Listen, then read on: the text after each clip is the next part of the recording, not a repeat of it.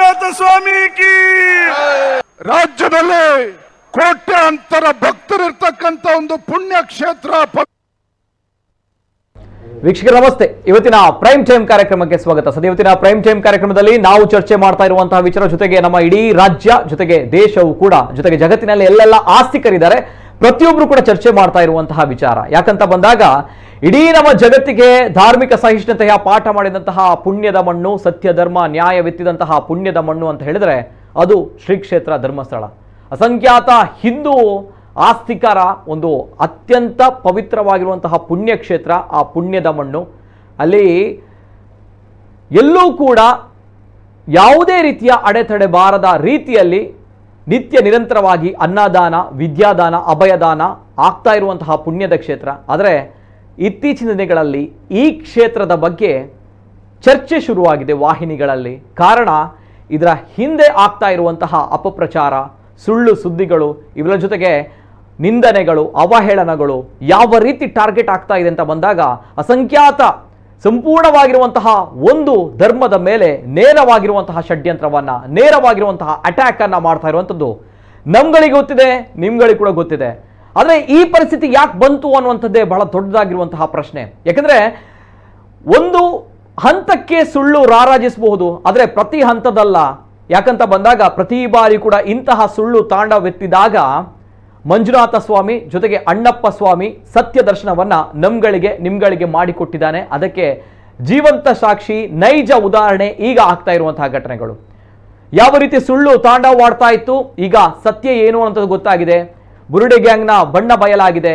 ಇವೆಲ್ಲದರ ಜೊತೆಗೆ ಸುಳ್ಳು ಹೇಳಿದಂತಹ, ನನಗೆ ಮಗಳಿದ್ದಾಳೆ ಅನ್ನುವಂತ ಹೇಳಿದಂತಹ ಸುಳ್ಳು ಕೂಡ ಈಗ ಸತ್ಯ ಏನು ಅನ್ನುವಂಥದ್ದು ಜನರಿಗೆ ಗೊತ್ತಾಗಿದೆ.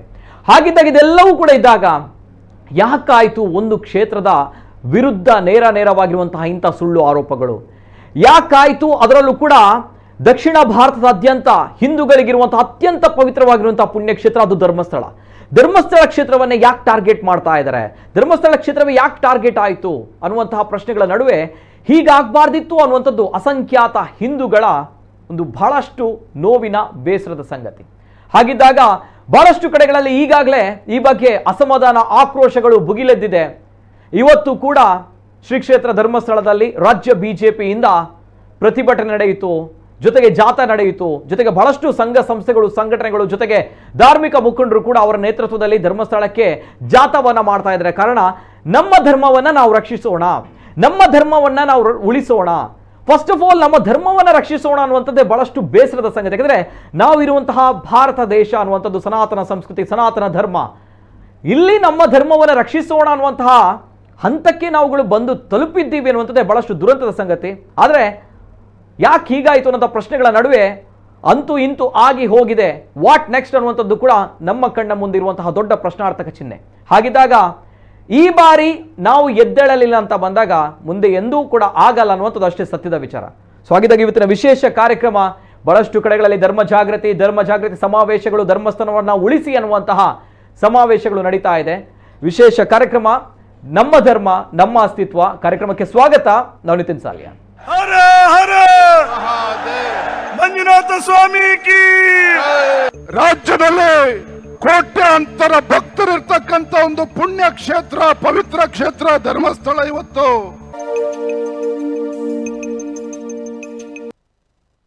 ನಮ್ಮ ಧರ್ಮ ನಮ್ಮ ಅಸ್ತಿತ್ವ. ಸದ್ಯ ನಮ್ಮ ಅಸ್ತಿತ್ವವನ್ನ ಉಳಿಸಬೇಕು ಅಂತ ಹೇಳಿದ್ರೆ ಧರ್ಮವನ್ನು ಉಳಿಸಬೇಕು. ಆ ಪರಿಸ್ಥಿತಿಗೆ ನಾವುಗಳು ಬಂದಿದ್ದೀವಿ, ಏನು ಮಾಡೋಕ್ಕಾಗಲ್ಲ. ಆದರೆ ಇನ್ನೂ ನಾವು ಕಣ್ತಿರಲಿಲ್ಲ ಅಂತ ಹೇಳುವಾಗ ಯಾವಾಗ ಅನ್ನುವಂಥ ಪ್ರಶ್ನೆಯೂ ಕೂಡ ಬರುತ್ತೆ. ಇವೆಲ್ಲದರ ನಡುವೆ ಬಹಳಷ್ಟು ಸಂಘಟನೆಗಳು, ಆಸ್ತಿಕರು ಅಸಮಾಧಾನ ಬಹಳಷ್ಟು ಭುಗಿಲೆ ಹೇಳ್ತಾ ಇದೆ. ಶ್ರೀ ಕ್ಷೇತ್ರ ಧರ್ಮಸ್ಥಳಕ್ಕೆ ಜಾಥಾಗಳು, ಜೊತೆಗೆ ಮೆರವಣಿಗೆಗಳು, ಜೊತೆಗೆ ಕಾಲ್ನಡಿಗೆ ಎಲ್ಲವೂ ಕೂಡ ಆಗ್ತಾ ಇದೆ. ಇವೆಲ್ಲದರ ನಡುವೆ ನಮ್ಮ ಹಿಂದೂ ಧರ್ಮದ ದೇವಸ್ಥಾನಗಳು, ದೈವಸ್ಥಾನಗಳು, ಬಸದಿ, ಜೊತೆಗೆ ಮಂದಿರ, ಜೊತೆಗೆ ಗರಡಿಗಳು ಇವೆಲ್ಲವೂ ಕೂಡ ಧಾರ್ಮಿಕ ಮುಖಂಡರು ಸೇರಿಕೊಂಡು ಇದೇ ಶುಕ್ರವಾರ ಮತ್ತೊಂದು ಜಾಥಾವನ್ನ, ಧರ್ಮ ಜಾಗೃತಿ ಸಮಾವೇಶವನ್ನು ಅವರು ಮಾಡ್ತಾ ಇದ್ದಾರೆ. ಈ ಬಗ್ಗೆಯೂ ಕೂಡ ನಾನು ಮಾತಾಡಬೇಕು. ಇವತ್ತು ಕೂಡ ಅಲ್ಲಿ ರಾಜ್ಯ ಬಿಜೆಪಿಯಿಂದ ಧರ್ಮ ಜಾಗೃತಿ ಸಮಾವೇಶ ನಡೆಯಿತು. ಬಹಳಷ್ಟು ಜನರು ಇವತ್ತು ಸೇರಿದ್ರು. ಸೊ ಹಾಗಿದ್ದಾಗ ಆ ವಿಚಾರದ ಬಗ್ಗೆ ಕೂಡ ನಾನು ಮಾತಾಡ್ತೀನಿ. ಬಿಫೋರ್ ದ ನಮ್ಮ ಜೊತೆ ಇವತ್ತಿನ ಕಾರ್ಯಕ್ರಮದಲ್ಲಿ ಅತಿಥಿಗಳು ಜಾಯಿನ್ ಆಗಿದ್ದಾರೆ.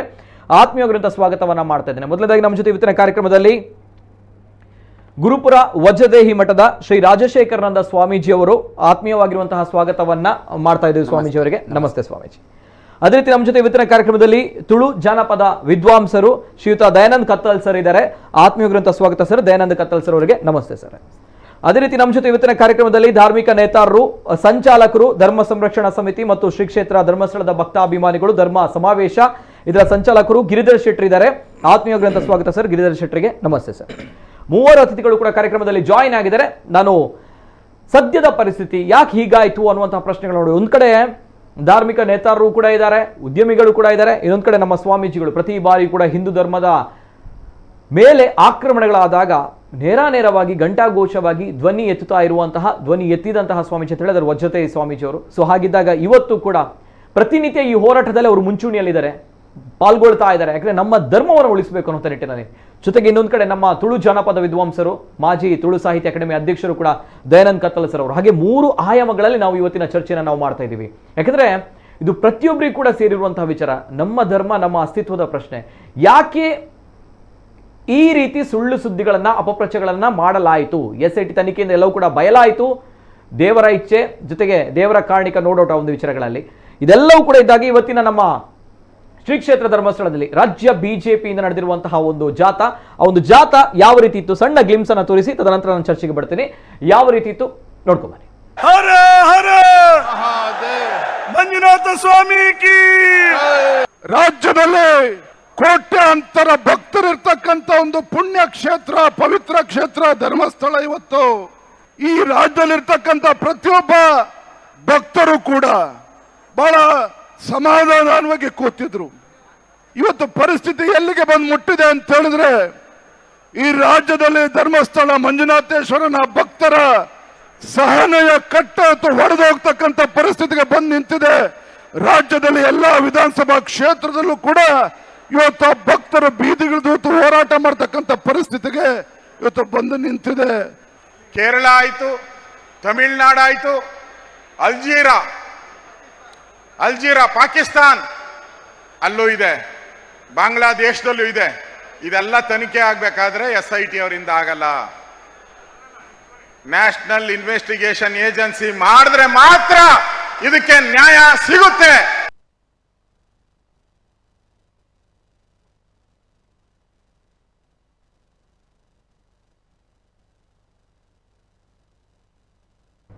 ಇವತ್ತು ರಾಜ್ಯ ಬಿಜೆಪಿಯಿಂದ ನಡೆದಿರುವಂತಹ ಧರ್ಮ ಜಾಗೃತಿ ಸಮಾವೇಶ, ಇವೆಲ್ಲದರ ಜೊತೆಗೆ ಶುಕ್ರವಾರದಂದು ಕೂಡ, ಜೊತೆಗೆ ದಿನನಿತ್ಯವೂ ಕೂಡ ಅಲ್ಲಿ ಬಹಳಷ್ಟು ಸಮಾವೇಶಗಳು, ಜಾಥಾಗಳು, ಕಾಲ್ನಡಿಗೆ, ಜೊತೆಗೆ ಆಕ್ರೋಶಗಳು ಭುಗಿಲೇಳ್ತಾ ಇದೆ. ಇವೆಲ್ಲದರ ಜೊತೆಗೆ ನಮ್ಮ ಜೊತೆ ಇವತ್ತಿನ ಕಾರ್ಯಕ್ರಮದಲ್ಲಿ ನಾನು ನೇರವಾಗಿ ಫಸ್ಟ್ ಸೆಕ್ಷನ್ ಹೋಗ್ತಾ ಇರುವಂಥದ್ದು ಶ್ರೀ ರಾಜಶೇಖರಾನಂದ ಸ್ವಾಮೀಜಿ, ವಜ್ರದೇಹಿ ಮಠ, ಗುರುಪುರ.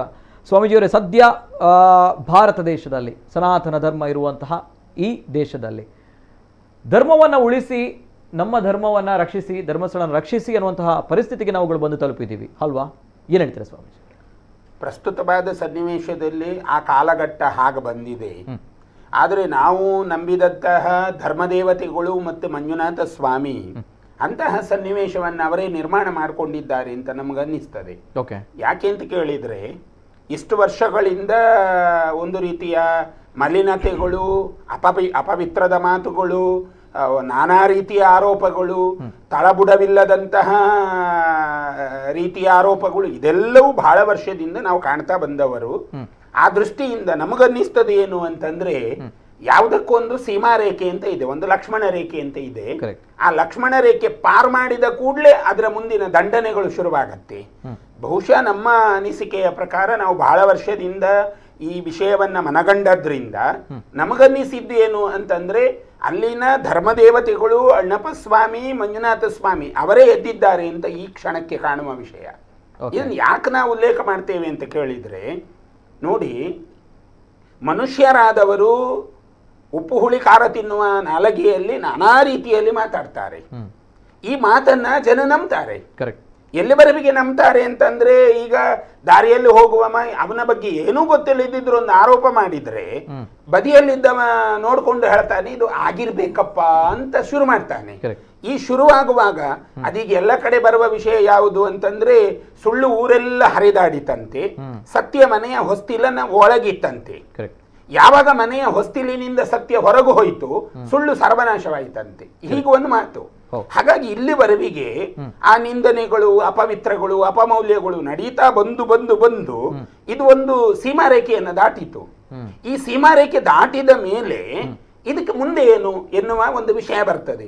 ಆ ವಿಷಯ ಬಂದಾಗ ಮುಂದೆ ಇರುವುದು ಶಿಕ್ಷೆ. ಅದು ನಮ್ಮ ಧಾರ್ಮಿಕವಾಗಿ ಆಗ್ಲಿ, ಕಾನೂನಾತ್ಮಕವಾಗಿ ಆಗ್ಲಿ, ಅಥವಾ ಶಾಸನಬದ್ಧವಾಗಿ ಆಗ್ಲಿ, ಒಂದು ಹಂತ ಮೀರಿದ ಮೇಲೆ ಇರುವುದೇ ಶಿಕ್ಷೆ ಅದಕ್ಕೆ. ಹಾಗಾಗಿ ಇದು ಶಿಕ್ಷೆಗೆ ಅರ್ಹವಾಗಿ ಬಂದಿದೆ.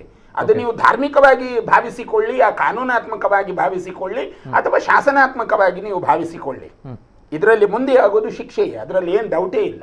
ಓಕೆ ಓಕೆ ಎಸ್ ಸ್ವಾಮೀಜಿ, ಬರ್ತೇನೆ. ಬಟ್ ವೈ ಒಂದು ಧರ್ಮ ಅಥವಾ ಈ ಒಂದು ಧರ್ಮ ಅಥವಾ ಈ ಒಂದು ಕ್ಷೇತ್ರ ಯಾಕೆ ಟಾರ್ಗೆಟ್ ಆಯ್ತು ಅನ್ನೋ ಪ್ರಶ್ನೆಗಳು ಬರುತ್ತಲ್ವಾ? ಟಾರ್ಗೆಟ್ ಆಗಿದೆ ಯಾಕೆ ಅನ್ನುವುದನ್ನು ನೀವು ಹೇಳಿದಾಗ, ಈಗ ನಾವುಗಳು ಶ್ರೀ ಕ್ಷೇತ್ರ ಧರ್ಮಸ್ಥಳದಲ್ಲಿ ನಡೆದಿರುವಂತಹ ಈ ಚತುರ್ದಾನದ ಬಗ್ಗೆ ನಾವುಗಳೆಲ್ಲ ಮಾತಾಡ್ತೇವೆ. ಆದ್ರೆ ಪ್ರಶ್ನೆ ಕೇಳುವವರಿಗೆ, ಸಾಮಾನ್ಯರಿಗೆ ಅದೆಲ್ಲ ಸೈಡ್ ಲೈನ್, ಅಂದ್ರೆ ಅದು ಸೆಕೆಂಡ್ರಿ. ಅಲ್ಲಿ ಅತ್ಯಾಚಾರ ಆಗ್ತದೆ ಅಥವಾ ಅಲ್ಲಿ ಕೊಲೆಗಳಾಗ್ತಾ ಇದೆ, ಅಸಹಜ ಸಾವುಗಳಾಗ್ತಾ ಇದೆ ಎನ್ನುವ ಮಾತುಗಳೇ ನಮ್ಮ ಮೇಲೆ ಬರ್ತಕ್ಕಂಥದ್ದು. ಸಾಮಾನ್ಯವಾಗಿ ಜ್ಞಾನಿಗಳು ಅಥವಾ ನಾಗರಿಕರು ಕೇಳಿದ್ರೆ ಅದು ವಿಷಯವಲ್ಲ. ಆದ್ರೆ ಸಾಮಾನ್ಯ ವಿದ್ಯಾರ್ಥಿಗಳು ನಮ್ಮಲ್ಲಿ ಪ್ರಶ್ನೆ ಮಾಡ್ತಾರೆ. MBA ಸ್ಟೂಡೆಂಟು, PUC ಸ್ಟೂಡೆಂಟು, ಅವರು ನಮ್ಮನ್ನೇ ಪ್ರಶ್ನೆ ಮಾಡ್ತಾರೆ. ಆದ್ರೆ ನಮಗನ್ನಿಸಿದ ವಿಷಯ ಏನು ಅಂತಂದ್ರೆ, ನೋಡಿ, ಕಾಶಿಯಂತಹ ಪುಣ್ಯಕ್ಷೇತ್ರಗಳು, ಈ ಧರ್ಮಸ್ಥಳ ನಮಗೆ ದಕ್ಷಿಣ ಕಾಶಿ ಅಂದ್ರೆ ಶಿವನ ಬಹಳ ದೊಡ್ಡದಾದಂತಹ ಒಂದು ಪ್ರಕೀರ್ತಿತವಾದಂತಹ ಕ್ಷೇತ್ರ. ಇಲ್ಲಿ ಎಲ್ಲ ಮೋಕ್ಷಕ್ಕಾಗಿ ಜನ ಹಾತೊರೆಯುತ್ತಾರೆ, ಮೋಕ್ಷ ಬೇಕು ಅಂತ ಬಯಸ್ತಾರೆ. ನಿಮ್ಗೆ ಉದಾಹರಣೆ ಹೇಳಬೇಕಂದ್ರೆ, ನಾವು ಕಳೆದ ಸಲ ಕಾಶಿಗೆ ಹೋದಾಗ ಕಾಶಿಯಲ್ಲಿ ನಮ್ಮ ಗಮನಕ್ಕೆ ಸಿಕ್ಕಿದ್ದು ಒಂದು 24 ಮಂದಿ ಸಾವಿಗಾಗಿ ಬಂದದ್ದು. ನಾವು ಸಾಯ್ಬೇಕಿಲ್ಲಿ. ಒಬ್ಬರು ನಮ್ಮ ಹತ್ತಿರದ ಒಂದು ಬಹಳ ದೊಡ್ಡ ಕ್ಷೇತ್ರದ ತೀರ್ಥ ಕೊಡುವ ಪುರೋಹಿತರು, ಅರ್ಥಾತ್ ಅರ್ಚಕರು. ಅವರಿಗೆ ಕ್ಯಾನ್ಸರ್ ಆಯಿತು. ಆ ಕ್ಯಾನ್ಸರ್ ಅಲ್ಲಿ ಅವರಿಗೆ ನಾನಾ ರೀತಿಯ ಹಿಂಸೆಗಳಾಯಿತು. ಅವರು ನಾನು ಸಾಯಲೇಬೇಕು, ಇಲ್ಲೇ ಸಾಯ್ಬೇಕು ಅಂತ ಬಂದವರು. ನಮ್ಮನ್ನೇ ಭೇಟಿ ಮಾಡಿ ನಮ್ಮಲ್ಲೇ ಅವರು ಮಾತಾಡಿದ್ದು. ಆ ನಂತರ ಕ್ಯಾನ್ಸರ್ ಬೆಳವಣಿಗೆ ಆಯಿತು. ಅದಕ್ಕೆ ಪೂರಕವಾಗಿರುವಂತಹ ಮೆಡಿಸಿನ್ಗಳನ್ನೆಲ್ಲ ತಗೊಂಡ್ರು. ಒಂದು ಸಲ ಆ ಕ್ಷೇತ್ರಕ್ಕೆ ನಾವು ಒಂದು ಶುಭ ಕಾರ್ಯದ ನಿಮಿತ್ತ ಆ ಕ್ಷೇತ್ರಕ್ಕೆ ಹೋದಾಗ ಅಲ್ಲಿ ತೀರ್ಥ ಕೊಡ್ತಾ ಇದ್ದಾರೆ. ಪ್ರಶ್ನೆ ಮಾಡಿದೆವು, ಕಾಶಿಯಲ್ಲೂ ನಿಮ್ಗೆ ಮೋಕ್ಷ ಆಗಿಲ್ಲ? ಅದಕ್ಕೆ ಅವ್ರು ಹೇಳ್ತಾರೆ, ನಾನು ಕಾಶಿಯಲ್ಲಿ ಸಾಯ್ಬೇಕು ಅಂತಲೇ ಹೋದದ್ದು, ಇನ್ನೇನು ಗಂಗೆಗೆ ಹಾರಬೇಕು ಅಂತಾದಾಗ ಮನಸ್ಸು ಹಿಂಜರಿಯಿತು. ಪಾಪ ಯಾಕೆ ಮಾಡಿಕೊಳ್ತಿ ಅಂತ ಮನಸ್ಸಿಗೆ ಬಂತು. ಆ ಕಾರಣದಿಂದ ನಾನು ಬಂದೆ. ಹಾಗಿದ್ರೆ ನಮಗೆ ಸಿಕ್ಕಿದ ಈ 24 ಮಂದಿಯಲ್ಲಿ ಒಂದು 10-12 ಮಂದಿ ಯಾವತ್ತೇ ದೇಹ ತ್ಯಾಗ ಮಾಡಿದ್ದಾರೆ. ಇದು ನಾವು ಕಂಡ ದೃಶ್ಯ. ಹಾಗಾಗಿ ಇಲ್ಲೂ ಕೂಡ ಏನಿತ್ತು, ಆ ಕಾಲಗಳಲ್ಲಿ ಏನಿತ್ತು ಅಂತಂದ್ರೆ, ಈ ಕ್ಷೇತ್ರಕ್ಕೆ ಬಂದಂತಹ ಜನ ಮಾನಸಿಕವಾಗಿ ನೊಂದುಕೊಂಡು ಸಾಂಸಾರಿಕವಾಗಿರ್ತಕ್ಕಂತಹ ಕಲಹಗಳಿಂದ ಬೇರೆ ಬೇರೆ ರೀತಿಯಿಂದ ಬಂದಂತಹ ಆ ಸ್ಥಿತಿಯಿಂದ ಅಲ್ಲಿ ಆ ತರಹದ ಘಟನೆಗಳು ನಡೆದಿದೆ. ಈ ನೇತ್ರಾವತಿಯನ್ನ ದಕ್ಷಿಣ ಗಂಗೆ ಅಂತ ಕರೀತಾರೆ. ಯಾಕೆ ಅಂತಂದ್ರೆ ಅವಳಿಗೆ ಕುಮಾರಧಾರೆಯ ಸಂಗಮ ಇದೆ. ಆ ಕುಮಾರಧಾರೆಯ ಸಂಗಮ ಇದ್ದದ್ರಿಂದ ನಮ್ಮ ಈಗ ದೈವನರ್ತಕರಾಗಿರ್ತಕ್ಕಂಥ ದಯಾನಂದ ಕತ್ತಲ್ ಸಾರಿದ್ದಾರೆ, ಅವರ ಪಾರ್ಧನದಲ್ಲೂ ಕೂಡ ಈ ನೇತ್ರಾವತಿಯನ್ನ ಗಂಗೆ ಅಂತಲೇ ಕರೀತಾರೆ, ದಕ್ಷಿಣದ ಗಂಗೆ ಅಂತಲೇ ಕರೀತಾರೆ. ಹಾಗಾಗಿ ಅದೊಂದು ಪವಿತ್ರವಾಗಿರ್ತಕ್ಕಂತಹ ತೀರ್ಥ ಅಥವಾ ಪವಿತ್ರವಾಗಿರ್ತಕ್ಕಂತಹ ನದಿ ಅನ್ನುವ ಒಂದು ಕೀರ್ತಿ ನೇತ್ರಾವತಿಗಿದೆ. ಅದು ಒಂದು 4-5 ಕ್ಷೇತ್ರಗಳನ್ನು ಮುತ್ತಿಕ್ಕಿಕೊಂಡು ಬರ್ತದೆ. ನೇತ್ರಾವತಿ ಕೇವಲ ಧರ್ಮಸ್ಥಳವನ್ನು ಮಾತ್ರ ಸಂಧಿಸುವುದಲ್ಲ, 4-5 ಕ್ಷೇತ್ರಗಳನ್ನು, ಗಂಗೆ ಹೇಗೆ ಕಾಶಿ, ವಾರಣಾಸಿ ಈ ಕ್ಷೇತ್ರಗಳನ್ನು ಅವಳು ಹೇಗೆ ಮುತ್ತಿಕ್ಕಿಕೊಂಡು ಬರ್ತಾಳಲ್ಲ, ಅವಳ ಪಾವಿತ್ರ್ಯತೆ ಹೇಗೆ ಅದರಿಂದ ಹೆಚ್ಚಾಯಿತೋ ಮತ್ತು ಅದರಿಂದ ಕ್ಷೇತ್ರಕ್ಕೆ ಹೇಗೆ ಮಹತ್ವ ಸಿಕ್ಕಿತೋ, ಹಾಗೆಯೇ ಧರ್ಮಸ್ಥಳಕ್ಕೆ ನೇತ್ರಾವತಿಯಿಂದ ಪಾವಿತ್ರ್ಯತೆ ಸಿಕ್ಕಿದೆ. ಈ ದೃಷ್ಟಿಯಿಂದ ಎಲ್ಲ ಆಗಿರುವಂತಹ ಘಟನೆಗಳಿಗೆ ಅಸಹಜ ಸಾವು ಅಂತಲೇ ಇಲಾಖೆಗಳು ದೃಢಪಡಿಸ್ತವೆ. ಈಗ ಪೊಲೀಸ್ ಇಲಾಖೆಯಲ್ಲಿ ನಾವು ಗಮನಿಸಿದ್ರೆ, ನೀವು RTI ಅಲ್ಲಿ ಅರ್ಜಿ ಹಾಕಿ ತೆಗೆದ್ರೆ ಎಲ್ಲವೂ ಸಿಗ್ತದೆ ನಮ್ಗೆ, ಅಲ್ಲಿ ಏನು ನಡೆದಿದೆ ಎಲ್ಲವೂ ಗೊತ್ತಾಗ್ತದೆ. ಅದನ್ನೇ ತಕೊಂಡು ನಾವು ವಿವಾದ ಮಾಡುವುದಾದ್ರೆ ಮತ್ತೆ ಕಾನೂನು ಇದ್ದದ್ದು ಯಾಕೆ? ಕಾನೂನು ಅದಕ್ಕೆ ಪೂರಕವಾಗಿರೋದು ತಾನೇ. ಹಾಗಿರುವುದರಿಂದ ಆ ಕ್ಷೇತ್ರದಲ್ಲಿ ಪ್ರಶ್ನೆ ಬಂದದ್ದೇನು? ಈ ಅಸಹಜ ಸಾವುಗಳು ಬಂದಾಗ ಪ್ರಶ್ನೆ ಆಗ್ತದೆ, ನೀವು ಅದನ್ನು ಪ್ರಶ್ನೆ ಮಾಡಿ ಅಂತ ಹೇಳ್ತಾರೆ. ಆದರೆ ಎಲ್ಲೂ ಕೂಡ ಕ್ಷೇತ್ರದ ಕೈವಾಡ ಅಥವಾ ಕ್ಷೇತ್ರದವರು ಮಾಡಿದ್ದಾರೆ ಎನ್ನುವುದಕ್ಕೆ ಎಲ್ಲೂ ಪುರಾವೆಗಳೇ ಸಿಕ್ಕಿಲ್ಲ. ಆರೋಪ ಸಾಕಷ್ಟು ಸಿಕ್ಕಿದೆ. ಈಗ ಬೇಲಿಯೇ ಎದ್ದು ಹೊಲ ಮೇಯ್ತದೆ ಅಂತಲಾದ್ರೆ ಮತ್ತೆ ರಕ್ಷಣೆ ಯಾರು ಅಂತ ಬರ್ತದೆ.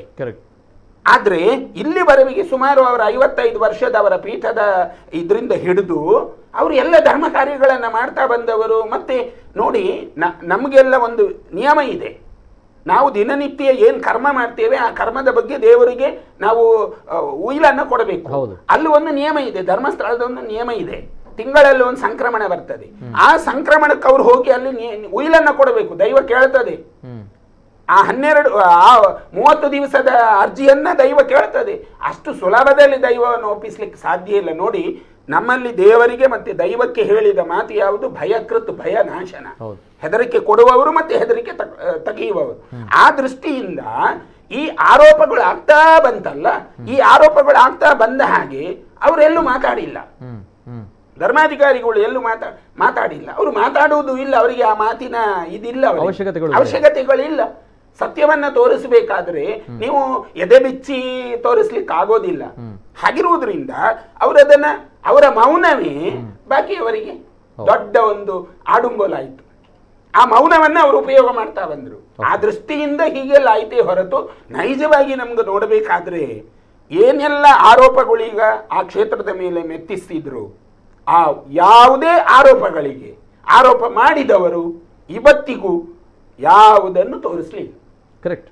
ಎಸ್ ಸ್ವಾಮೀಜಿ, ಬರ್ತೀನಿ. ಅದೇ ರೀತಿ ದಯಾನಂದ ಕತ್ತಲ್ ಸರ್, ಯಾಕಂದರೆ ಬಹಳಷ್ಟು ವರ್ಷಗಳಿಂದ ತಾವು ಈ ಮಂಜುನಾಥ ಸ್ವಾಮಿ ಭಕ್ತರ ಹುಟ್ಟಿದ್ರಿಂದ ಪ್ರತಿಯೊಬ್ಬರು ಕೂಡ ಈ ಮಣ್ಣಿನಲ್ಲಿ ಹುಟ್ಟಿದವರು. ಸೊ ಹಾಗಿದ್ದಾಗ ತಮಗೆ ಈ ಒಂದು ವಿಚಾರದ ಬಗ್ಗೆ first action sir. Yes sir. ನಾನು ಸಾಧಾರಣ 10 ವರ್ಷ ಪ್ರಾಯದಿಂದ ದೈವಗಳ ಕೆಲಸ ಮಾಡೋದು. ನನ್ನ ಅಪ್ಪ, ನನ್ನ ಅಜ್ಜ, ನಮ್ಮ ವಂಶದ ಹಿರಿಯರೆಲ್ಲ ದೈವಾರಾಧನೆಯ ಬಗ್ಗೆ ಪಾಠವನ್ನು ನಮಗೆ ಬೇರೆ ಬೇರೆ ವಿಭಾಗಗಳಲ್ಲಿ ಹೇಳಿಕೊಟ್ಟಿದ್ದಾರೆ. ನಮ್ಮ ಪೆರಾರ ಕ್ಷೇತ್ರ ಮತ್ತು ಧರ್ಮಸ್ಥಳ ಕ್ಷೇತ್ರ ಅದು ವಾಗ್ದೋಷ ನಿವಾರಣಾ ಸಾನ್ನಿಧ್ಯ.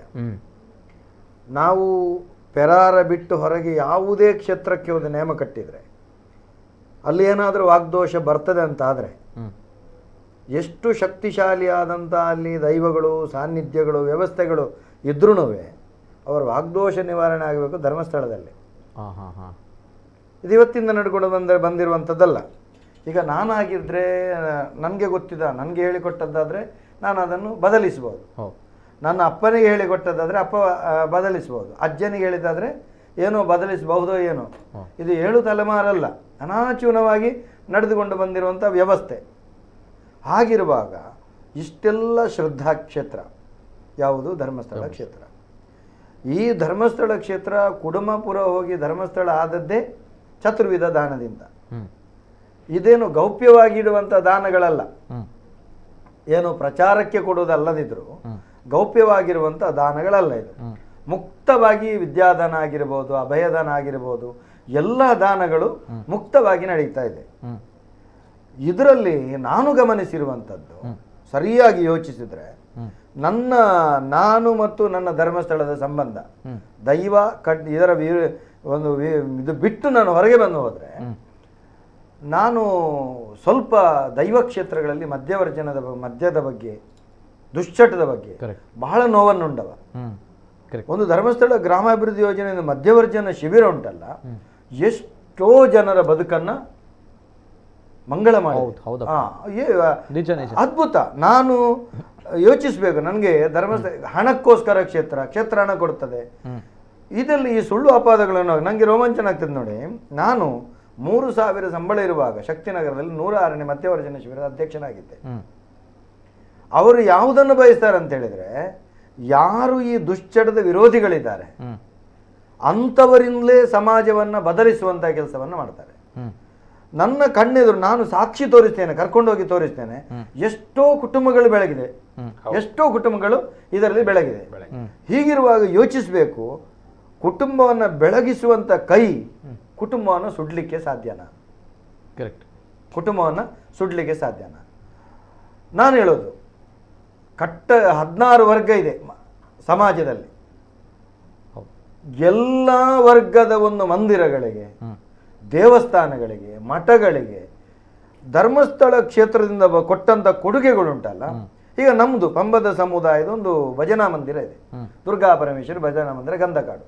ಅಲ್ಲಿ ನೀವು ಹೋಗಿ ಗೋಡೆಯಲ್ಲಿ ನೋಡಿದ್ರೆ ಧರ್ಮಸ್ಥಳದ ಹೆಸರಿದೆ. ಮೊದಲಿನ ಒಂದು ಚಿಕ್ಕ ಗುಡಿಸಲಿತ್ತು, ಒಂದು ಚಿಕ್ಕ ನನ್ನ ಅಪ್ಪನ ಅಜ್ಜನ ಕಾಲದಲ್ಲಿ ಇತ್ತು. ಅಲ್ಲಿ ಮೊದಲಿನ ಅಲ್ಲಿ ಕೂಡ ಸುಂಕದಗಟ್ಟೆ ನಿರಂಜನ ಸ್ವಾಮಿಗಳ ಹೆಸರು ಮತ್ತೆ ಧರ್ಮಸ್ಥಳದ ಹೆಸರಿದೆ. ಇವಾಗಲೂ ಕ್ಷೇತ್ರದಿಂದ ಬಂದ ಹಣದ ಹೆಸರಿದೆ. ಹಾಗಿರುವಾಗ ಯೋಚಿಸಬೇಕು, ಈ ರೀತಿ ಕೊಡುಗೆ ಕೊಡುವಂತ ಕೈ ಕತ್ತು ಕತ್ತರಿಸ್ಲಿಕ್ಕೆ ಉಂಟು. ನಾನು ಇದು ಜನಸಾಮಾನ್ಯರಿಗೆ ಹೇಳುವಂತ ಪ್ರಶ್ನೆ. ಹೌದು. ಇನ್ನೊಂದು, ಧರ್ಮಪೀಠ ಈಗ ಸ್ವಾಮಿಗಳನ್ನ ಎಲ್ಲ ಜಗತ್ತು ಕಾಣುತ್ತದೆ, ಅದಕ್ಕೊಂದು ಆಚಾರ ಇದೆ. ಈಗ ನಮಗೂ ಒಂದು ನೇಮಕಟ್ಟುವವರಿಗೆ ಆಚಾರ ಇದೆ, ಸ್ವಾಮಿಗಳಿಗೆ ಆಚಾರ, ಧರ್ಮಪೀಠಕ್ಕೊಂದು ಆಚಾರ ಇದೆ. ಸಂಸಾರಿಗಳಾಗಿರುವಂಥ ನಮ್ಮ ಪೂಜ್ಯ ಧರ್ಮಪೀಠದ ವೀರೇಂದ್ರ ಹೆಗ್ಗಡೆಯವರು, ನಾನು ಆ ಕ್ಷೇತ್ರದಲ್ಲಿ 100ರಲ್ಲಿ 100 ಅಂಥದ್ದಾಗಲಿಲ್ಲ ಇಂಥದ್ದಾಗಲಿಲ್ಲ ಅಂತ ಸಮರ್ಥನೆ ಮಾಡಲಿಕ್ಕೆ ಹೋಗುವುದಿಲ್ಲ. ಯೋಚಿಸಬೇಕು, ಒಂದು ಕಾವಂದ್ರು ಅನ್ನೋಂಥ ಶಬ್ದವನ್ನೇ ಒಂದು ಕೆಟ್ಟದಾಗಿ ಹೇಳ್ತಾರಂತ ಹೇಳಿದ್ರೆ, ಒಂದು ಮುಡಿ ಅಕ್ಕಿಯಲ್ಲಿ 1-2 ಕಲ್ಲು ಬರ್ತದೆ, ಬರುದಿಲ್ಲ ಅಂತ ಹೇಳುದಲ್ಲ, ತಪ್ಪು ನಡೆಯುವುದಿಲ್ಲ ಅಂತ ಹೇಳಲಿಕ್ಕೆ ಸಾಧ್ಯವಿಲ್ಲ. ಸಾವಿಲ್ಲದ ಮನೆ ಸಾಸಿವೆ ಕಾಳು ತರಲಿಕ್ಕೆ ಸಾಧ್ಯನೇ ಇಲ್ಲ. ಸಮಾಜದಲ್ಲಿ ಎಲ್ಲಿ ಕೆಟ್ಟದಾಗದಿರೋ ಅಂತೂ ಸಾಧ್ಯನೇ ಇಲ್ಲ. ಆದರೆ ಆ ಮಗುವಿನ ಮರಣಕ್ಕೆ ಭಗವಂತ ಖಂಡಿತ ನ್ಯಾಯ ಒದಗಿಸಬೇಕು, ಶಿಕ್ಷೆ ಕೊಡಬೇಕಂತ ನಾವು ಪ್ರತಿ ಸಾರಿ ನಾವು ಪ್ರಾರ್ಥಿಸ್ತೇವೆ. ಖಂಡಿತ ಅಣ್ಣಪ್ಪನು ಕೊಡ್ತಾನೆ, ಮಂಜುನಾಥನು ಕೊಡ್ತಾನೆ, ಎಲ್ಲ ಶಕ್ತಿಗಳು ಕೊಡ್ತಾರೆ. ಆದರೆ ಧರ್ಮಪೀಠವನ್ನ ಆ ರೀತಿಯನ್ನು ಕೆಟ್ಟದಾಗಿ ಹೇಳಿದರೆ ಎಷ್ಟು ನೋವಾಗ್ತದೆ ಅಂತ ಹೇಳಿದರೆ, ಎಷ್ಟು ನೋವಾಗ್ತದೆ ಧರ್ಮಪೀಠವನ್ನು ಆ ರೀತಿ ಹೇಳಿದರೆ. ಒಂದು ಯೋಚಿಸಿ, ಈಗ ಸ್ವಾಮಿಗಳಿದ್ದಾರೆ, ಈಗ ಯಾವುದೇ ಧರ್ಮಪೀಠ ಆದ, ಈಗ ನಾವು ಕಟ್ಟ ಕಡೆ ಒಂದು ದೈವ ನರ್ತಕರಿದ್ದಾರೆ, ನಾಳಿಂದ ಅವರನ್ನೇ ಹೇಳುವುದಿಲ್ವಾ? ಯೋಚಿಸಬೇಕು, ಯಾಕೆ ಮೌನರಾಗಿದೆ, ಸಮಾಜ ಯಾಕೆ ಮೌನ ಆಗ್ತಾ ಇದೆ? ಅದರಿಂದ 2 ಕಾರಣ ಇದೆ. ಒಂದು, ಯಾವತ್ತು ಹೇಳಲಿಕ್ಕೆ ಹೌದು ಮತ್ತು ಆದರೆ ಅನ್ನುವಂಥ 2 ಶಬ್ದ.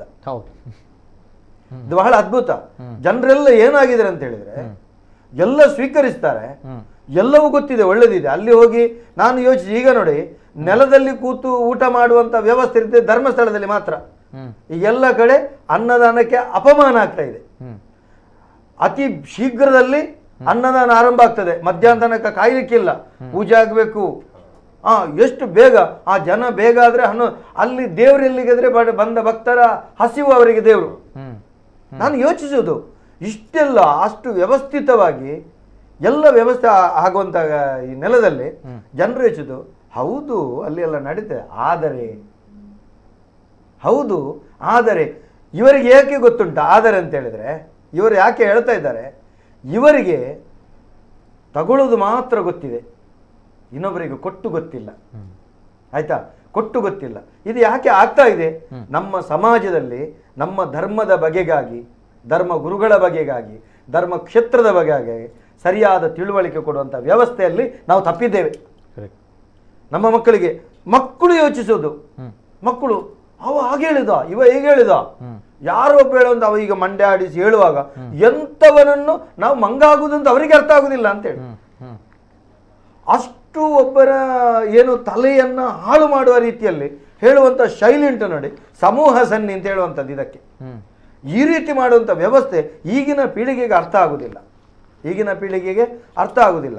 ಇದಕ್ಕೆ ಕಾರಣ ನಾನು ಹೇಳಿರುವಂತಹ ಶಬ್ದ. ಇನ್ನೊಂದು ಅಂದದ ಅನ್ನ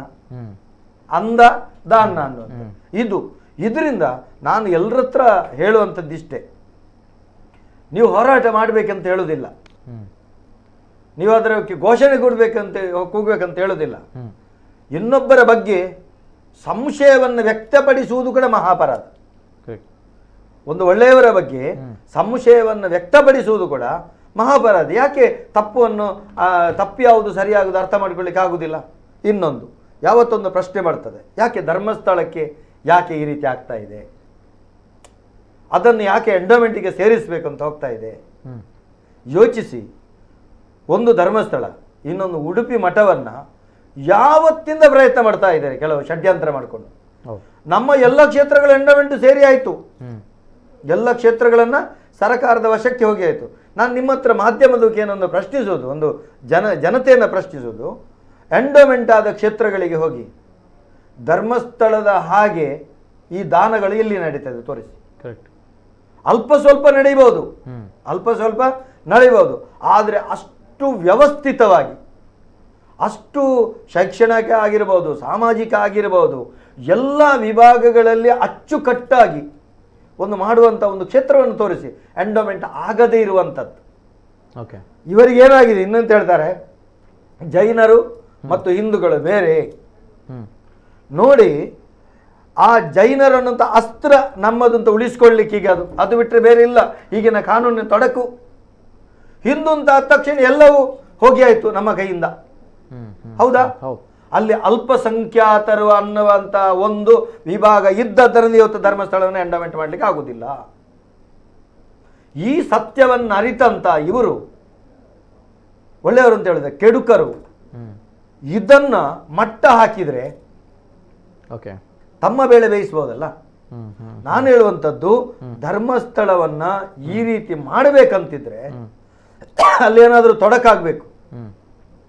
ನಾನು ಯಾವುದೇ ವಿಭಾಗನ ದೂರದಲ್ಲ, ಒಬ್ಬನನ್ನ ನಿಮ್ಮನ್ನ ತಪ್ಪು ನಾನು ಹುಡುಕ್ಬೇಕಂತಿದ್ರೆ ಮುಖ ಚಂದ ಇದೆ, ಕನ್ನಡಕ ಚಂದ ಇದೆ, ಬಟ್ಟೆ ಚಂದ ಇದೆ, ದುಶ್ಚಟಿಲ್ಲ, ಕಟ್ಟಗಳಿಗೆ ಏನಾದರೂ ಒಂದು ಹಾಕುದು, ನಿನ್ನ ಬಟ್ಟೆಯಲ್ಲಿ ಎಲ್ಲೋ ಒಂದು ಮೂಲೆಯಲ್ಲಿ ಕಪ್ಪು ಚುಕ್ಕೆ ಇದೆ ಅಂತ.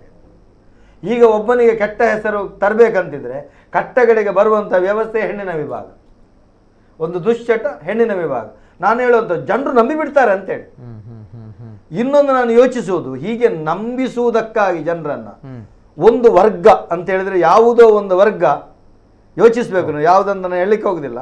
ಆ ಒಂದು ವಿಭಾಗ ಈ ಸ್ವಾಮಿಗಳಲ್ಲಿ ಅವರನ್ನು ಅಂಥವರನ್ನೇ ಸ್ವಾಮಿಗಳನ್ನಾಗಿಸಿ ತಪ್ಪು ಮಾಡಿಸುವಂಥ ವ್ಯವಸ್ಥೆಗೆ ತರುವಂಥದ್ದು, ಅವರೇ ಕಾವಿಟ್ಟು ಧರ್ಮ ವಿರೋಧಿಗಳಾಗಿ ಹೇಳುವಂಥದ್ದು. ಹಿಂದೂ ಧರ್ಮ ಏನೂ ಅಲ್ಲ, ಸನಾತನ ಸಂಸ್ಕೃತಿ ಅವರದ್ದೇ ಜನ, ಅದು ಅಂಥದ್ದೇ ಬೀಜ.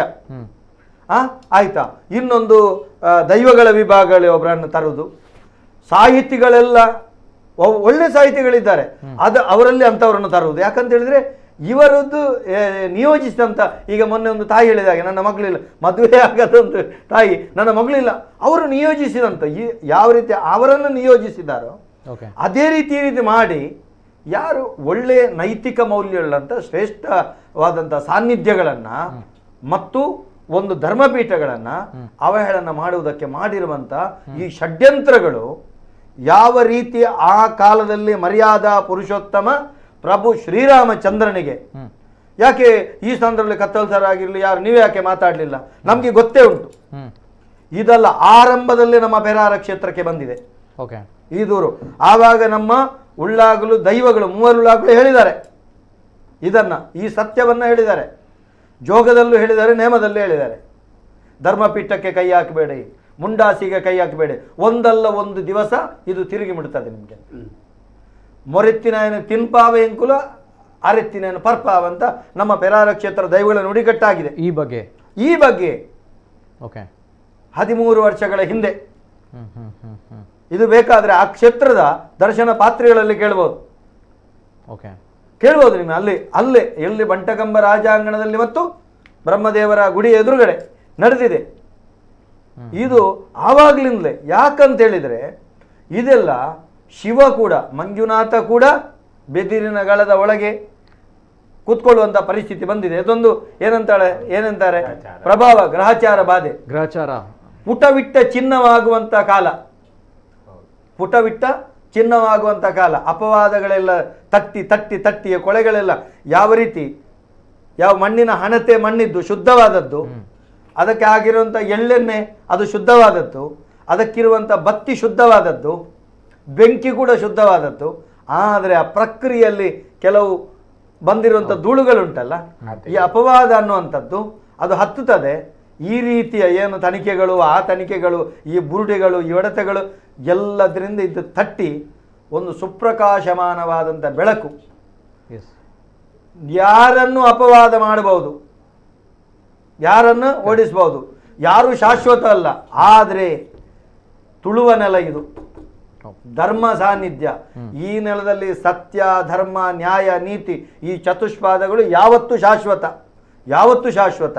ಇಲ್ಲಿನ ಧರ್ಮಸ್ಥಳದ ಅಣ್ಣಪ್ಪನನ್ನು ಬಬ್ಬು ಮಾಡಲಿಕ್ಕೆ ಯಾವ ಪಾಪಿಯಿಂದಲೇ ಸಾಧ್ಯ ಇಲ್ಲ. ಇನ್ನೊಂದು ನಾನು ಹೇಳುವಂಥದ್ದು, ನಾಲಗೆ ಅನ್ನುವಂಥದ್ದು ಸರಸ್ವತಿ ಆವಾಸ ಸ್ಥಾನ.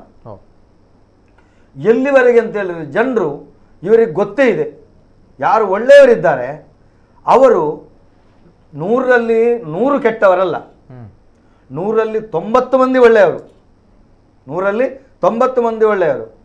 ಅದರಲ್ಲಿ ಒಂದು 4 ಮಂದಿ ಇದ್ದಾರಲ್ಲ ಅದು ಅತೀ ಒಳ್ಳೆಯವರು. ಇದು ಕೆಟ್ಟದ್ದು ಮಾಡೋರು ಎಷ್ಟು ಗೊತ್ತುಂಟ? ಒಂದು 2-3 ಮಂದಿ, ಒಂದು ಹುಳಗಳು 2-3.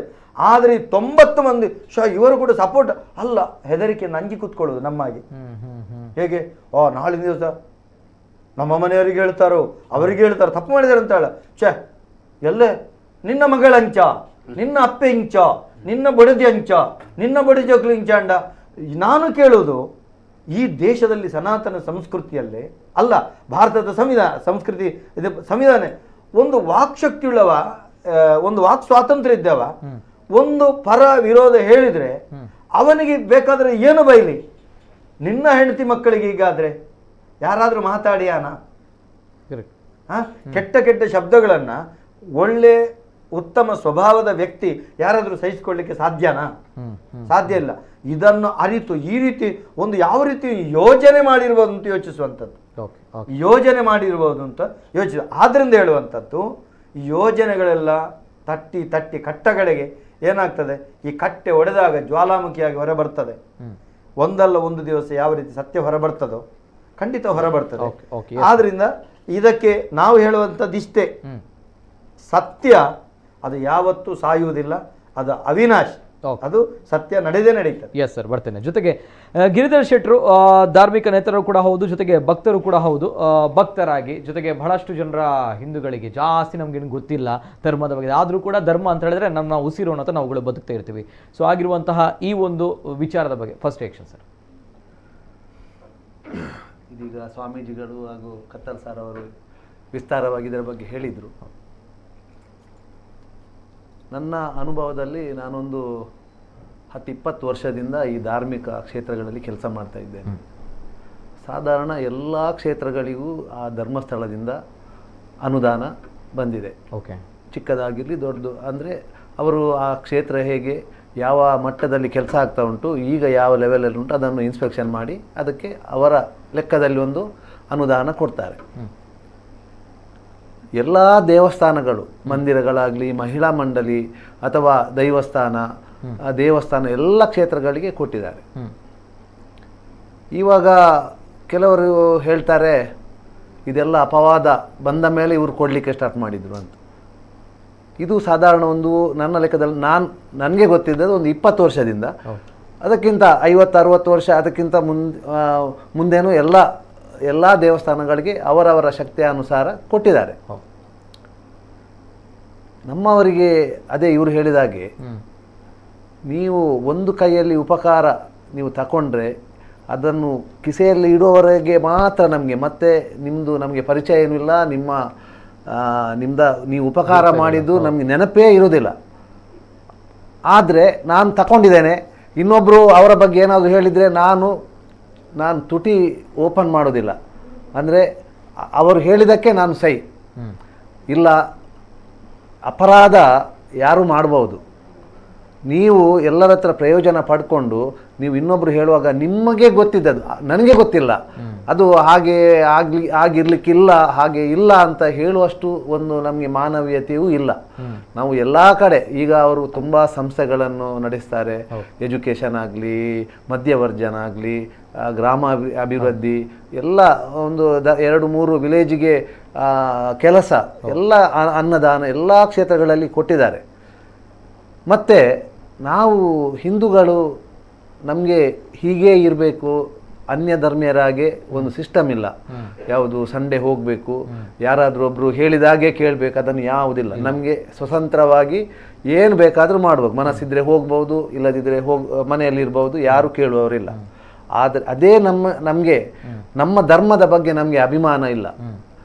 ಯಾರೋ ಹೇಳಿ ಅದೇ ಅನ್ಯ ಧರ್ಮರಿಗೆ ನೀವೊಂದು ಅವರನ್ನು ನಾವು ಮೆಚ್ಚಲೇಬೇಕು. ನಾವು ದೂರದಲ್ಲ, ಅವರನ್ನು ಮೆಚ್ಚಬೇಕು. ಯಾಕಂದರೆ ಅವರ ಧರ್ಮಕ್ಕೆ ಯಾರೋ ಒಂದು ವಾಟ್ಸಪ್ಪಲ್ಲಿ ಹಾಕಿದ್ರೆ ಇಡೀ ಊರನ್ನು ಬೆಂಕಿ ಹಾಕ್ತಾರೆ ಅವರು. ಅಂದರೆ ಅವರ ಧರ್ಮದ ಬಗ್ಗೆ ನಮ್ಮವರಿಗೆ ಹೇಳಿದ ಕೂಡಲೇ ಓ ಅದು ಆಗಿರ್ಬೋದು, ಅದು ಹಾಗೇ ಇರಬೇಕು, ಇಲ್ಲದೆ ಯಾಕೆ ಅವ್ರು ಸುಮ್ಮನೆ ಇರ್ತಾರೆ, ಅದು ಆಗಿರ್ಬೋದು. ಈಗ ನಮ್ಮ ನಂಬಿಕೆ ಏನು? ನಮ್ಮ ಧರ್ಮದ, ನಮ್ಮ ದೇವರು, ಎಲ್ಲ ದೇವರು ನೋಡ್ತಾರೆ, ನಾವು ದೇವರ ಮೇಲೆ ನಂಬಿಕೆ ಇಡುವುದು. ತಪ್ಪು ಮಾಡಿದರೆ ದೇವರು ಶಿಕ್ಷೆ ಕೊಡ್ತಾರೆ, ನಮ್ಮ ನಂಬಿಕೆ ಹಿಂದೂಗಳ. ಅದನ್ನು ಬಿಟ್ಟು ನಮ್ಮ ದೇಶದ ನಂಬಿಕೆ ಕಾನೂನು. ಕಾನೂನಲ್ಲಿ ಈಗ ಕಾನೂನು ಅನೇಕ ವರ್ಷಗಳಿಂದ ಕಾನೂನು ಎಲ್ಲ CBI ಆಗಿದೆ, ಎಲ್ಲ ಕೋರ್ಟ್ ಆಗಿದೆ, ಎಲ್ಲವೂ ಆಗಿದೆ. ಈಗ ಆಮೇಲೆ ನಾವು ಅದಕ್ಕಿಂತ ಹೆಚ್ಚು ನಮ್ಮ ಧರ್ಮದ ಮೇಲೆ ನಂಬಿಕೆ, ನಮ್ಮ ದೇವರುಗಳ ಮೇಲೆ ನಂಬಿಕೆ. ದೇವರುಗಳು ಅವರಿಗೆ ಏನಾದ್ರು ತಪ್ಪು ಮಾಡಿದರೆ ಶಿಕ್ಷೆ ಕೊಡ್ತಾರೆ. ಅದಕ್ಕಿಂತ ಮೇಲೆ ಏನಿದೆ? ನಾವು ಅದನ್ನು ಬಿಟ್ಟು ಅವ ಹೇಳಿದ ಇವ ಹೇಳಿದ ಅಂತ ಹೇಳಿ ನಾವು ಅದನ್ನು ಕೇಳಿ ಅದನ್ನು ಅಂದರೆ ನಮ್ಮ ಹಿಂದೂಗಳು ಅಂದರೆ ಒಂದು ಧರ್ಮದ ಬಗ್ಗೆ ನಮಗೆ ಶ್ರದ್ಧೆ ಇಲ್ಲ. ಎಲ್ಲರಿಗೆ ಹೇಳುವುದಿಲ್ಲ ನಾನು, ಅಂದರೆ ಅದು ಒಂದು ಹಾಗೆಲ್ಲ ಶ್ರದ್ಧೆ ಇದ್ದವರು ಹೆಚ್ಚಿನ ಮಂದಿ ಇದ್ದಾರೆ. ಕೆಲವರಿಗೆ ಅಂದರೆ ಹೇಳಿದ ಕೂಡಲೇ ಅದನ್ನು ನಂಬ್ತಾರೆ, ಆಗಿರ್ಬಹುದಾ ಏನೋ. ಮತ್ತು ನಮ್ಮಲ್ಲಿ ಯಾರೋ ಒಬ್ಬರು ಒಂದು ದೊಡ್ಡ ಒಂದು ಬಿಸ್ನೆಸ್ ಮ್ಯಾನ್ ಅಥವಾ ಒಂದು ಧಾರ್ಮಿಕ ಸ್ವಾಮಿಗಳು ಅಥವಾ ಯಾರೇ ದೊಡ್ಡ ವ್ಯವಸ್ಥೆಯಲ್ಲಿ ಇದ್ದು ಅವರಿಗೆ ಒಂದು ಅಪವಾದ ಬಂದರೆ ನಮಗೆ ಭಾರಿ ಖುಷಿ. ಅವರು ಹೋದ್ರಂತೆಲ್ಲ, ಅವರು ಲಾಸ್ ಆದ್ರಂತೆ. ಇವರಿಗೆ ಅಂದರೆ ಅವರಿಂದಾಗಿ ನಮಗೆ ಪ್ರಯೋಜನ ಉಂಟು, ನಮ್ಮ ಧರ್ಮದವರು ಅಥವಾ ನಮ್ಮ ದೇಶದವರು ಅವರಿಂದ ನಮಗೆ ಸಮಾಜಕ್ಕೆ ಒಳ್ಳೆಯದಾಗಿದೆ, ಇಷ್ಟೆಲ್ಲ ಮಾಡಿದ್ದಾರೆ, ಹಾಗೆ ಎಣಿಸೋದಿಲ್ಲ. ಅಂದರೆ ಅವರಿಗೇನು ಅಪಪ್ರಚಾರ ಅಪವಾದ ಬಂದರೆ ನಮಗೆ ಖುಷಿ. ಈ ರೀತಿಯಲ್ಲಿ ಈಗ ನಾನೆಂತ ಹೇಳೋದಂದರೆ, ನಾವು ಏನೇ ಇದ್ದರೂ ನಾವು ಯಾರನ್ನು ಈ ನಮ್ಮ ಪ್ರತಿಭಟನೆ ಮಾಡುವವರನ್ನು ದೂರುವುದು ಸಲ್ಲ. ಈಗ ಎಲ್ಲರಿಗೆ ಒಂದು ತಪ್ಪು ಮಾಡಿದವರಿಗೆ ಶಿಕ್ಷೆ ಆಗ್ತದೆ, ಒಂದು ಕಾನೂನಲ್ಲಿ ಆಗ್ತದೆ ಅಥವಾ ದೇವರು ನಮ್ಮ ಧರ್ಮದ ಬಗ್ಗೆ ನಾವು ಏನು ನಮ್ಮ ಧರ್ಮದ ಬಗ್ಗೆ ನಂಬಿಕೆ ಇದೆ ಅದರಲ್ಲಿ ಆಗ್ತದೆ. ಅದು ಯಾರು ತಪ್ಪು ಮಾಡಿದರೆ ಅವರಿಗೆ ಆಗ್ತದೆ, ಅದರಲ್ಲಿ ಏನು ಡೌಟ್ ಇಲ್ಲ. ಅದು ಇಷ್ಟರವರೆಗೆ ಏನು ಆಗಿದೆ ಅದು ಆಗೇ ಆಗ್ತದೆ. ಪರ್ಟಿಕ್ಯುಲರ್ ಆಗಿ ಈ ಒಂದು ಪ್ರಕರಣದಲ್ಲಿ ಅದು ಆಗಲೇಬೇಕು ಅಂತ ನಾವು ಹೇಳ್ತೇವೆ. ಅದು ನಮ್ಮಿಂದ ಕೊಡ್ಲಿಕ್ಕೆ ಆಗುದಿಲ್ಲ. ಒಂದು ದೇವರು ಕೊಡಬೇಕು, ಇಲ್ಲದೆ ದೈವ ಕೊಡಬೇಕು, ಇಲ್ಲದೆ ಕಾನೂನು ಕೊಡಬೇಕು. ಇಂಥ ಪ್ರಕರಣ ಲಕ್ಷಾಂತರ ಪ್ರಕರಣ ಆಗಿದೆ. ಇದರಲ್ಲಿ ಶಿಕ್ಷೆ ಎಷ್ಟು ಮಂದಿಗೆ ಆಗಿರ್ಬೋದು? ಒಂದು 5% ಈಗ 1 ಲಕ್ಷ ಜನ ಮರ್ಡರ ಎಂಥದ ಅಸಹಜ ಸಾವು ಏನೋ ಆಗಿದ್ರು ಶಿಕ್ಷೆ ಒಂದು 5% ಜನರಿಗೆ ಆಗ್ಬೋದು. ನಾವು ಇದನ್ನು ಕಾನೂನಿಗೆ ಕೇಳಬೇಕು. ರಾಜ್ಯ ಸರ್ಕಾರ ಅಥವಾ ಕಾನೂನು ಯಾರು ಮಾಡಿದ್ದಾರೆ, ಈಗ ಎಲ್ಲ ಇದರಲ್ಲಿ ಯಾವುದು ಈ ಸಾವು ಕೊಲೆ ಇದು ಏನೆಲ್ಲ ಆಗಿದೆ ಎಲ್ಲ ಈ ಕಾನೂನಿನಲ್ಲಿ ಶಿಕ್ಷೆ ಎಲ್ಲರಿಗೆ ಆಗುವುದಿಲ್ಲ, ಆಗೋದು ಸ್ವಲ್ಪ ಜನರಿಗೆ ಆಗ್ತದೆ ಅಷ್ಟೇ. ಇವರು ಕೇಳುವಂಥದ್ದು ಹಾಗಾದರೆ ಯಾರು ಮರ್ಡರ್ ಮಾಡಿದ್ದು ಅದನ್ನು ನಾವು ಕಾನೂನಿನಲ್ಲಿ ಪ್ರಶ್ನೆ ಮಾಡಬೇಕು. ಅದನ್ನು ಬಿಟ್ಟು ಯಾರು ನಮ್ಮ ಸ್ವಾಮೀಜಿಗಳು ನಮ್ಮ ಪಟ್ಟದಲ್ಲಿ ಯಾರಿದ್ದಾರೆ ವೀರೇಂದ್ರ ಹೆಗ್ಡೆಯವರು ಅಥವಾ ದೇವಸ್ಥಾನ, ಈಗ ನಮ್ಮ ದೇವಸ್ಥಾನ ಏನು ಮಾಡಿದೆ, ಇದರಲ್ಲಿ ದೇವಸ್ಥಾನದ ಏನೂ ತಪ್ಪಿಲ್ಲ. ಇಷ್ಟೆಲ್ಲ ಕಾರ್ಯಕ್ರಮ ಮಾಡಿದ್ದಾರೆ, ಇಷ್ಟು ಭಕ್ತರಿಗೆ ಅಚ್ಚುಕಟ್ಟಾಗಿ ಅಲ್ಲಿ ಅನ್ನ ಸಂತರ್ಪಣೆ ಪ್ರಸಾದ ಎಲ್ಲ ಒಂದು ಫೆಸಿಲಿಟಿ ಎಲ್ಲಿಯೂ ಇಲ್ಲದ ಫೆಸಿಲಿಟಿ ಮಾಡಿ ಕೊಟ್ಟಿದ್ದಾರೆ. ನಮಗೆ ಇನ್ನೂ ನಾವು ಆ ಧರ್ಮದ ಬಗ್ಗೆ ನಮ್ಮ ದೇವರ ಬಗ್ಗೆ ನಾವು ಡೌಟ್ ಮಾಡಿದರೆ ನಮಗೆ ದೇವರು ಕ್ಷಮಿಸೋದಿಲ್ಲ ಅಲ್ವಾ? ಯಾಕಂದರೆ ನಾವು ಎಲ್ಲ ಹಿಂದೂಗಳಾಗಿ ನಾವು ನಮ್ಮ ಒಗ್ಗಟ್ಟನ್ನು ತೋರಿಸಬೇಕು. ನಾವು ಹಿಂದೂ ಧರ್ಮದ ಬಗ್ಗೆ ನಾವು ಎಲ್ಲ ಕಾಳಜಿ ವಹಿಸಬೇಕು. ನಾವೆಲ್ಲ ಒಟ್ಟಿಗೆ ಇದ್ದೇವೆ ಅಂತ ಇಡೀ ಸಮಾಜಕ್ಕೆ ತೋರಿಸಬೇಕು. ಅದಕ್ಕೋಸ್ಕರ ನಮ್ಮ ಎಲ್ಲ ದೇವಸ್ಥಾನದ ಪ್ರಮುಖರು, ಈಗ ಇದ್ದ ಅಧ್ಯಕ್ಷರು ಕಾರ್ಯದರ್ಶಿಗಳು ಅಥವಾ ಮುಂಚೆ ಇದ್ದ ಅಧ್ಯಕ್ಷರು ಕಾರ್ಯದರ್ಶಿಗಳು ಅಥವಾ ಬೇರೆ ಪ್ರಮುಖರು ಎಲ್ಲ ದೇವಸ್ಥಾನ ಹಾಗೆ ಗರಡಿ ಭಜನಾ ಮಂದಿರಗಳು ಹಾಗೆ ನಮ್ಮ ಮಹಿಳಾ ಮಂಡಳಿ ಹಾಗೆ ಹಲವಾರು ಸಮಾಜಮುಖಿ ಕಾರ್ಯಕ್ರಮ ಮಾಡುವ ಸಂಘ ಸಂಸ್ಥೆಗಳು ಇವರೆಲ್ಲ ನಾಡ್ದು 5 ತಾರೀಕಿಗೆ ಶುಕ್ರವಾರ ಬೆಳಿಗ್ಗೆ 9:00 ನಮ್ಮ ಅಡ್ಯಾರ್ ಗಾರ್ಡನಿಂದ ಹೊರಟು ನಮ್ಮ ದೇವಸ್ಥಾನಕ್ಕೆ ಹೋಗಿ ಅಲ್ಲಿ ದೇವರ ದರ್ಶನ ಮಾಡಿ ಒಂದು ಅನ್ನಪ್ರಸಾದ ಸ್ವೀಕರಿಸಿ 2 ಗಂಟೆಗೆ ದೇವಸ್ಥಾನದ ಎದುರು ನಾವೆಲ್ಲ ಸಾಮೂಹಿಕ ಪ್ರಾರ್ಥನೆ ಮಾಡಿ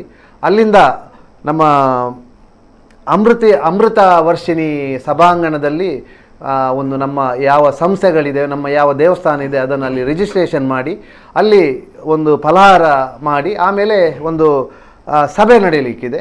ಆ ಸಭೆಗೆ ಎಲ್ಲರೂ ಭಾಗವಹಿಸಬೇಕು. ಎಲ್ಲ ಸಂಘ ಸಂಸ್ಥೆಗಳಾಗಲಿ, ಎಲ್ಲ ದೇವಸ್ಥಾನದ ಪ್ರಮುಖರು.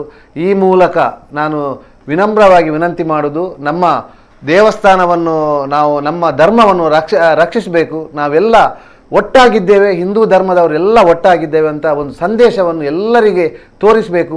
ನಾವು ಯಾರನ್ನು ದೂರಲಿಕ್ಕೆ ಅಥವಾ ಯಾರನ್ನು ದ್ವೇಷ ಮಾಡಲಿಕ್ಕೆ ಅಥವಾ ಯಾರಿಗೂ ತಪ್ಪು ಮಾಡಿದವರಿಗೆ ಶಿಕ್ಷೆ ಕೊಡಬಾರ್ದು ಅಂತ ಹೇಳುವ ಅದಕ್ಕೆ ನಾವು ಹೋಗುವುದಲ್ಲ.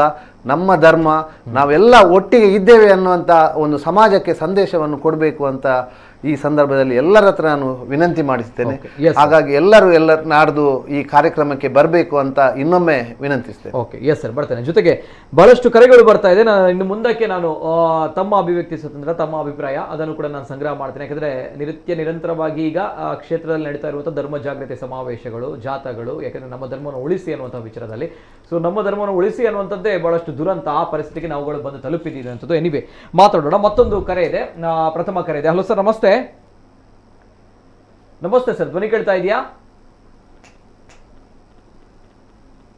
ಸರ್? ನಮಸ್ತೆ, ಧ್ವನಿ ಕೇಳ್ತಾ ಇದೆಯಾ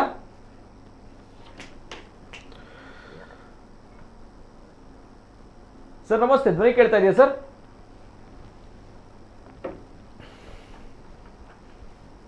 ಸರ್ ನಮಸ್ತೆ, ಧ್ವನಿ ಕೇಳ್ತಾ ಇದೆಯಾ? ಓಕೆ, ಕರೆ ಕಟ್ ಆಗಿದೆ. ದಯಮಾಡಿ ಕರೆ ಮಾಡಿದಾಗ ತಮ್ಮ ಟಿವಿಯಲ್ಲಿ ಮ್ಯೂಟ್ ಮಾಡಿ ಕರೆ ಮಾಡಿ, ಇದ್ದಿದ್ರೆ ಕರೆ ಕಟ್ ಆಗುತ್ತೆ. Okay, yes sir, next call connect ಮಾಡಿ. ಓಕೆ, ಎಸ್ ಸರ್, ಕರೆ ಮಾಡಿದಾಗ ಟಿವಿಯಲ್ಲಿ ಮ್ಯೂಟ್ ಮಾಡಿ ಕರೆ ಮಾಡಿ, ಇಲ್ಲದ್ರೆ ಕರೆ ಕಟ್ ಆಗುತ್ತೆ. ಜೊತೆಗೆ ಇಲ್ಲಿ ಬಹಳಷ್ಟು ಬರುವಂತಹ ವಿಚಾರ ಈಗಾಗಲೇ ಹೇಳಿದ್ರು, ಇದು ಶುಕ್ರವಾರ ನಡೆಯುವಂತಹ ಧರ್ಮ ಸಂರಕ್ಷಣಾ ಸಮಿತಿ ಜೊತೆಗೆ ಶ್ರೀ ಕ್ಷೇತ್ರ ಧರ್ಮಸ್ಥಳ ಭಕ್ತಾಭಿಮಾನಿಗಳು ಮಾಡುವಂತಹ ಧರ್ಮ ಜಾಗೃತಿ ಸಮಾವೇಶ. ಇಲ್ಲಿ ದೇವಸ್ಥಾನ, ದೈವಸ್ಥಾನ ಜೊತೆಗೆ ಭಜನಾ ಮಂದಿರಗಳು ಜೊತೆಗೆ ಧಾರ್ಮಿಕ ಮುಖಂಡರು, ಬಸದಿ ಸೇರಿದಂತೆ ಧಾರ್ಮಿಕ ಮುಖಂಡರು ಸೇರಿಕೊಂಡು ಮಾಡುವಂತಹ ಒಂದು ಸಮಾವೇಶ. ಇವೆಲ್ಲದರ ಜೊತೆಗೆ ದಿನನಿತ್ಯ ಅಲ್ಲಿ ಸಮಾವೇಶ ಆಗ್ತಾ ಇರುವಂತಹ ಪರಿಸ್ಥಿತಿ. ಯಾಕಂದ್ರೆ ಬಂದಾಗ ಅಲ್ಲಿ ಆಗ್ತಾ ಇರುವಂತಹ ಧರ್ಮದ ಮೇಲೆ ಆಗ್ತಾ ಇರುವಂತಹ ಅವಹೇಳನಗಳು ಬಹಳಷ್ಟು ಜನರು ಇಲ್ಲಿ ಹೇಳ್ತಾ ಇದ್ದಾರೆ. ಸೋಷಿಯಲ್ ಮೀಡಿಯಾದಲ್ಲೂ ಕೂಡ ಕಮೆಂಟ್ಸ್ಗಳು ಬರ್ತಾ ಇದೆ. ಅಂದರೆ ಯಾವ ರೀತಿ ಅಂತ ಬಂದಾಗ ಇಲ್ಲಿ ದಾರಿ ತಪ್ಪಿಸುವಂತಹ ಕೆಲಸಗಳು ಆಗ್ತಾ ಇದೆ ಅನ್ನುವಂಥದ್ದು. ಆದರೆ ವಿಷಯ ಏನಂತ ಹೇಳಿದ್ರೆ, ಬಹಳಷ್ಟು ಜನರು ಈ ಒಂದು ವಿಚಾರವನ್ನು ಸರಿಯಾಗಿ ಅರ್ಥ ಆಗ್ತಾ ಇಲ್ಲ ಅನ್ನೋದು. ಯಾಕಂದರೆ Dharmasthala is our temple, let's not use God has shield, let the truth comes out at anchor Nitin ಅಂತ ಹೇಳಿ ಹಾಕಿದ್ದಾರೆ ಪ್ರಥಮ್ ಶೆಟ್ರು. ವಿಷಯ ಏನಂತ ಹೇಳಿದ್ರೆ, ಪ್ರಥಮ್ ಶೆಟ್ರೆ, ವಿತ್ ರೆಸ್ಪೆಕ್ಟ್ ಏನಂತ ಹೇಳಿದ್ರೆ, let the truth comes out ಅಂತ ಹೇಳಿ ತಾವು ಹೇಳಿದಿರಿ ಸರ್. ಯಾಕಂದರೆ ಇಷ್ಟು ಸಮಯಗಳಿಂದ, ಅಂದರೆ ಇಷ್ಟು ವರ್ಷಗಳು ಬಿಟ್ಟಾಕಿ SIT ತನಿಖೆ ಆಯ್ತಲ್ವಾ, ತನಿಖೆಗೆ SIT ತನಿಖೆ ಶುರುವಾದ ಅಂದಿನಿಂದ ಇಂದಿನವರೆಗೂ ಕೂಡ ಯಾರೊಬ್ರು ಕೂಡ ನಾಟ್ ಈವನ್ ಸಿಂಗಲ್ ಪರ್ಸನ್ ವಿರೋಧ ಮಾಡಿದವರು ಯಾರು ಕೂಡ ಇಲ್ಲ. ಯಾರು ಕೂಡ ವಿರೋಧ ಮಾಡಿಲ್ಲ. ಓಕೆ, ಯಾರು ಕೂಡ ಒಂದು ಮಾತು ಕೂಡ ಮಾತಾಡಿಲ್ಲ. ಅಲ್ಲಿ ನೂರಾರು ಶವಗಳಿವೆ, ಸಾವಿರಾರು ಶವಗಳಿವೆ, ಹೂತಾಕಿದೀವಿ ಅಂತ ಬಂದಾಗ ಬಹಳಷ್ಟು ಜನರಿಗೆ ಶಾಕ್ ಆಯಿತು. ಯಾರೊಬ್ರು ಕೂಡ ಅಲ್ಲಿ ಮಾತಾಡಿಲ್ಲ. ಅಂದ್ರೆ ಏನೋ ಹೇಳ್ತಿದ್ದಾರಪ್ಪ, ಎಲ್ಲರೂ ಕೂಡ ಸತ್ಯ ಏನ್ ಬೇಕು, ಸತ್ಯ ಹೊರಗೆ ಬರಲಿ ಅನ್ನೋದೇ ಪ್ರತಿಯೊಬ್ರು ಕೂಡ ಇದ್ದದ್ದು. ಯಾರಾದ್ರೂ ಮಾತಾಡಿದಾರ ಇಲ್ಲಿ? ಆವಾಗ ವಜ್ರದೇವ ಸ್ವಾಮೀಜಿ ಏನಾದ್ರು ಧಿಕ್ಕಾರಕ್ಕೆ ಹೋಗಿದಾರಾ? ಯಾರು ಮಾತಾಡಿಲ್ಲ. ಕತ್ತಲ್ಸರ ಮಾತಾಡಿದಾರಾ? ಇಲ್ಲ. ಪ್ರತಿಯೊಬ್ಬರಿಗೂ ಕೂಡ ನ್ಯಾಯ ಸಿಗ್ಲೇಬೇಕು, ಪ್ರತಿಯೊಬ್ಬರಿಗೂ ಕೂಡ ಸತ್ಯ ಹೊರಗೆ ಬರಲೇಬೇಕು ಅನ್ನೋದು ಇದ್ದದ್ದು. ಆದ್ರೆ ಹೊರಗೆ ಬಂತ ಸತ್ಯ ಏನಾಯ್ತು? ಅಲ್ಲಿ ನಮ್ಮ ಪವಿತ್ರ ಕ್ಷೇತ್ರ, ಆ ಧರ್ಮಸ್ಥಳ ಕ್ಷೇತ್ರದ ನೆಲವನ್ನ, ಮಣ್ಣನ್ನ, ಬಾಹುಬಲಿ ಬೆಟ್ಟದಿಂದ ಹಿಡಿದು ಮಣ್ಣನ್ನ ಅಗೆದು ತೆಗೆದು ಹೊರಗೆ ಹಾಕಿದೆ ಹೊರತು ಅಲ್ಲಿ ಏನೂ ಸಿಗ್ಲಿಲ್ಲ. ಹೇಗಾಗ್ಬೇಡ, ಅವಾಗ ಹೇಗಾಗ್ಬೇಡ, ಇದು ಘಾಸಿ ಆಗಿರುವಂಥದ್ದು. ಇಲ್ಲಿ ತನಕ ಅಂತ ಬಂದಾಗ ಕ್ಷೇತ್ರದ ವಿಚಾರವಾಗಿ ಮಾತಾಡುವಂಥ ಪರಿಸ್ಥಿತಿ ಬಂತು. ಇಲ್ಲ ಅಂತ ಹೇಳುವವರು ನೇರವಾಗಿ ಮಾತಾಡಿ, ಇಲ್ಲ ಅಂತ ಹೇಳುವವರು ನೇರವಾಗಿ ಮಾತಾಡಿ. ಕ್ಷೇತ್ರದ ಬಗ್ಗೆ ಡೈರೆಕ್ಟ್ ಟಾರ್ಗೆಟ್ ಆಯಿತು, ನೋ ಡೌಟ್. ಇಲ್ಲ ಅಂತ ಹೇಳಿ ಈಗ ಹೇಳ್ಬೋದು ತಾವುಗಳು, ಆದರೆ ಸಾಧ್ಯವೇ ಇಲ್ಲ. ನೇರವಾಗಿ ಡೈರೆಕ್ಟ್ ಟಾರ್ಗೆಟ್ ಆಗಿದೆ. ಓಕೆ, ಜೊತೆಗೆ ರಾಜ್ಯ ಸರ್ಕಾರವೇ ಹೇಳಿತ್ತು, ನಮ್ಮ ಸಚಿವರು ಕೂಡ ಹೇಳಿದ್ರು, ಎಡಪಂಥೀಯರ ಕೈವಾಡ ಇದೆ ಇಲ್ಲಿ ಬಲವಾಗಿ ಅನ್ನುವಂಥದ್ದು. ಜೊತೆಗೆ DKಶಿ ಅವರು ಕೂಡ ಹೇಳಿದ್ರು. ಇದೆಲ್ಲವೂ ಕೂಡ ನೋಡಿದಾಗ ನೇರವಾಗಿ ಹಾಗಾದ್ರೆ ಟಾರ್ಗೆಟ್ ಆಗಿಲ್ವಾ? ಹಾಗಾದ್ರೆ ಆ ಒಂದು ಅಜ್ಜಿ ಕತೆ, ಅಂದ್ರೆ ಮ್ಯಾಜಿಕ್ ಅಜ್ಜಿ ಕಥೆಯನ್ನ ಹೇಳಿದ್ರು, ಅದು ಕತೆ ಸುಳ್ಳು ಅಂತ ಆಯ್ತು. ಯಾರೊಬ್ಬರಾದ್ರೂ ತಾವುಗಳ ಈ ಬಗ್ಗೆ ಪ್ರತಿಭಟಿಸಿದಿರಾ? ಸ್ವಲ್ಪ ಆದ್ರೂ ಕೂಡ ಘಾಸಿ, ತಮ್ಮಗಳ ಮನಸ್ಸಿಗೆ ಘಾಸಿ ಆಯ್ತಾ? Even me also, including me also, ನಾನು ಕೂಡ ಕಂಪ್ಲೀಟ್ ಆಗಿ ನಂಬಿದ್ದೆ. ಅಜ್ಜಿ ಮಾತಾಡಿದಂತಹ ಮಾತುಗಳು, ಹಾಕಿದಂತಹ ಕಣ್ಣೀರನ್ನ ಕಂಪ್ಲೀಟ್ ಆಗಿ ನಂಬಿದ್ದೆ. ಸುಳ್ಳು ಹೇಳಲಿಕ್ಕೆ ಸಾಧ್ಯ ಇಲ್ಲ. ಹಾಗಾದ್ರೆ ಈ ಲೆವೆಲಲ್ಲಿ ಸುಳ್ಳು ಹೇಳ್ತಾರಲ್ಲ, ಈ ಲೆವೆಲಲ್ಲಿ ಪ್ಲಾನ್ ಮಾಡ್ತಾರಲ್ಲ, ಇದರ ಹಿಂದೆ ಯಾರಿದ್ದಾರೆ? ಇದನ್ನು ಯಾಕೆ ನಾವುಗಳು ಯೋಚಿಸ್ಲಿಲ್ಲ? ಇನ್ನೊಬ್ರು ಯೂಟ್ಯೂಬ್ನಲ್ಲಿ ವಿಡಿಯೋ ಮಾಡ್ತಾರೆ. ಎಸ್, ಬಹಳಷ್ಟು ಜನರು ಹೇಳಿದ್ರು ಯೂಟ್ಯೂಬ್ನಲ್ಲಿ ವಿಡಿಯೋ, ಎಸ್ ಓಕೆ. ಆದರೆ ಇಲ್ಲಿ ಬರುವಂಥ ಪ್ರಶ್ನೆ, ಆ ಯೂಟ್ಯೂಬ್ನ ವಿಡಿಯೋ ನನಗೆ ಮಾನಿಟೈಸೇಷನ್ ಬೇಡ, ಅದಕ್ಕೆ ಎಷ್ಟು ಖರ್ಚು ಆಗಿತ್ತು ಅಂತ ಗೊತ್ತಿದೆಯಾ ತಮ್ಗಳಿಗೆ? ಆ ಖರ್ಚು ಮಾಡ್ಬೇಕಂತ ಹೇಳಿದ್ರೆ ಎಲ್ಲಿಂದ ಹಣ ಬಂತು? ಅಥವಾ ನನಗೆ ಆ ಮಾನಿಟೈಸೇಷನ್ ಹಣವೇ ಬೇಡ, ಬಳಸೋನಿಗೆ ಯೂಟ್ಯೂಬ್ ಅಂತ ಹೇಳಿದ್ರೆ ಗೊತ್ತಿಲ್ಲ, ಅದರಿಂದ ಹೇಗೆ ಹಣ ಬರುತ್ತೆ ಅನ್ನೋದು ಗೊತ್ತಿಲ್ಲ, ಈ ಮಾನಿಟೈಸೇಷನ್ನೇ ಆಫ್ ಮಾಡಿ, ಇದನ್ನು ಯಾರು ಬೇಕಾದ್ರೂ ಹಂಚ್ಕೊಳ್ಳಿ, ನನಗೆ ಹಣ ಅವಶ್ಯಕತೆಗಳಿಲ್ಲ ಅಂತ ಬಂದು ಯಾರಾದ್ರೂ ಒಬ್ರು ಪ್ರಶ್ನೆ ಮಾಡಿದ್ದೀರಾ? ಮೊನ್ನೆ ತಾನೇ ಮೀಡಿಯಾಗಳಲ್ಲಿ ಬಂತು, ಅದೇ ಯೂಟ್ಯೂಬ್ನಲ್ಲಿ ವಿಡಿಯೋ ಮಾಡಿದಂತಹ ವ್ಯಕ್ತಿಯೊಬ್ಬರು ಸ್ಟೈಲ್ ಆಗಿ ಕೂಲಿಂಗ್ ಗ್ಲಾಸ್ ಎಲ್ಲ ಹಾಕಿ ಹೊರಗೆ ಬಂದ್ರಂತೆ, ತನಿಖೆಗೆ ಬಂದ್ರ ಅಂತ ಹೇಳಿ ಬಹಳಷ್ಟು ಟ್ರೋಲ್ಗಳಾಯಿತು. ನಿಜವಾಗ್ಲೂ ಕೂಡ ನ್ಯಾಯ ಬೇಕು ಅಂತ ಹೇಳಿದವರು ಯೋಚನೆ ಮಾಡಿ, ನಾನು ಜಾಸ್ತಿ ಮಾತಾಡಲ್ಲ. ಆದರೆ ಬೇರೆ ಬೇರೆ ಆಯಾಮಗಳಲ್ಲಿ ಎಲ್ಲರನ್ನ ಪ್ರಶ್ನೆ ಮಾಡ್ತೀರಾ ಸರ್? ಈ ಕಡೆ ಕೂಡ ಪ್ರಶ್ನೆ ಮಾಡಿ, ಸ್ವಲ್ಪ ಈ ಕಡೆ ಕೂಡ ಪ್ರಶ್ನೆ ಮಾಡಿ. ಈ ಕ್ಷಣ ಅಟ್ ದ ಪಾಯಿಂಟ್ ನಾನು ಹೇಳ್ತಾ ಇರೋದು ಇಷ್ಟೇ, ನಮ್ಮನ್ನ ಬಿಟ್ಟು ಹೋಗಿರುವಂತಹ ಆ ಹೆಣ್ಣು ಮಗಳು ಸೌಜನ್ಯಗೆ ನ್ಯಾಯ ಸಿಗ್ಲೇಬೇಕು. ಅಟ್ ದಿಸ್ ಪಾಯಿಂಟ್ ಆಲ್ಸೋ ನಾವು ಹೇಳ್ತಾ ಇರುವಂತಹ ಅಷ್ಟೇ. ಪ್ರತಿಯೊಬ್ರು ಕೂಡ ಎಲ್ಲಾದ್ರೂ ಹೇಳ್ತೀರಾ ಬೇಡ ನ್ಯಾಯ ಸಿಗ್ಬಾರ್ದು ಅಂತ ಹೇಳ್ತೀರಾ? ಇಲ್ಲಿವರೆವಿಗೂ ಇಡೀ ಜಗತ್ತು ಆ ಬಗ್ಗೆ ಮನ ಕರಗಿದೆ ಅಷ್ಟೇ. ಹಾಗೆ ಅಂತ ಹೇಳಿ ಹೇಗೆ ನ್ಯಾಯ ಸಿಗಬೇಕು? ಹೌದು, ಆ ದಾರಿಯಲ್ಲಿ ಹೋಗ್ಬೇಕು.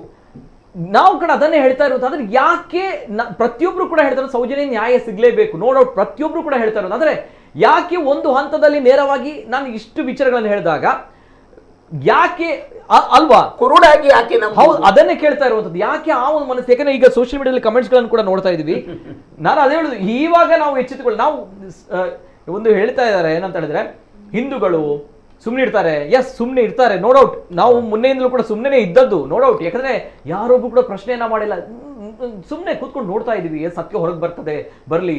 ನಮ್ಗಳಿಗೆ ನಂಬಿಕೆ ಇದ್ದದ್ದು ಮಂಜುನಾಥ ಸ್ವಾಮಿ, ಅಣ್ಣಪ್ಪ ಸ್ವಾಮಿ, ಅಷ್ಟಕ್ಕೋಸ್ಕರ ಅಷ್ಟೇ, ಬೇರೆ ಯಾವುದು ಕೂಡ ಇಲ್ಲ. ಆದ್ರೂ ಕೂಡ ಈಗಲೂ ಕೂಡ ಆಗ್ತಾ ಇರುವಂತ ಇಂಥ ಮನಸ್ಥಿತಿಗಳ ಮೇಲೆ ನಿಜವಾಗ್ಲೂ ಕೂಡ ಶಾಕಿಂಗ್ ಆಗುತ್ತೆ. ಪಾಪ ಪ್ರಥಮ್ ಶೆಟ್ಟರು ಚೆನ್ನಾಗಿ ಹೇಳಿದ್ದಾರೆ, ಆದ್ರೆ ಕೆಲವರ ಕಮೆಂಟ್ಸ್ಗಳಿದೆಯಲ್ಲ ವರ್ಸ್ಟ್ ಅಂದ್ರೆ ವರ್ಸ್ಟ್. ನಮ್ಮ ಧರ್ಮದಲ್ಲಿ ಸತ್ಯ ಹೇಳ್ತೀನಿ, ಇಂತಹ ಕಮೆಂಟ್ಸ್ಗಳನ್ನ, ಇಂತಹ ಮಾತುಗಳನ್ನು ಯಾರು ಕೂಡ ನನ್ನ ಹಿಂದೂ ಧರ್ಮದಲ್ಲಿ ಕಲಿಸಲಿಲ್ಲ, ನಾನು ನೇರವಾಗಿ ಹೇಳ್ತೀನಿ. ಯಾಕಂದ್ರೆ ಓಕೆ, ಎಸ್, ಎನಿವೆ ಪ್ರಥಮ ಕರೆ ಇದೆ. ಹಲೋ ಸರ್, ನಮಸ್ತೆ ಸರ್. ನಮಸ್ತೆ, ಧ್ವನಿ ಕೇಳ್ತಾ ಇದೆಯಾ ಸರ್? ಓಕೆ, ಕಾಲ್ ಲೈನ್ ಅಲ್ಲಿ ಡಿಸ್ಟರ್ಬೆನ್ಸ್ ಇದೆ. ಇಲ್ಲ ಕೇಳ್ತಾ ಇಲ್ಲ ಸರ್. ನಮಸ್ತೆ, ಧ್ವನಿ ಕೇಳ್ತಾ ಇದೆಯಾ sir? Okay, anyway thank you. Call connect ಆಗ್ತಾ ಇಲ್ಲ, ಲೈನ್ ಅಲ್ಲಿ ಡಿಸ್ಟರ್ಬೆನ್ಸ್ ಇದೆ. ಎನಿವೆ ಸರ್, ಈಗ ಇದೇ ವಿಚಾರಗಳು, ಯಾಕಂದ್ರೆ ಯಾಕೆ ಈ ರೀತಿ ಆಯ್ತು ಅಂತ ಬಂದಾಗ ಪದೇ ಅಟ್ಯಾಕ್ ಆಗ್ತಾ ಇದೆ. ಒಂದ್ ಕಡೆ ಉಡುಪಿಯ ವಿಚಾರವಾಗಿ ಶಬರಿಮಲೆ ಕ್ಷೇತ್ರದಲ್ಲೂ ಕೂಡ ಇದೇ ರೀತಿ ಆಯ್ತು. ಪ್ರತಿ ಬಾರಿಯೂ ಕೂಡ ನಮ್ಮ ಧರ್ಮದ ಮೇಲೆ ಅಥವಾ ಒಂದು ಧರ್ಮದ ಮೇಲೆ ಅಟ್ಯಾಕ್ ಆಗ್ತಾ ಇರುವಂತದ್ದು.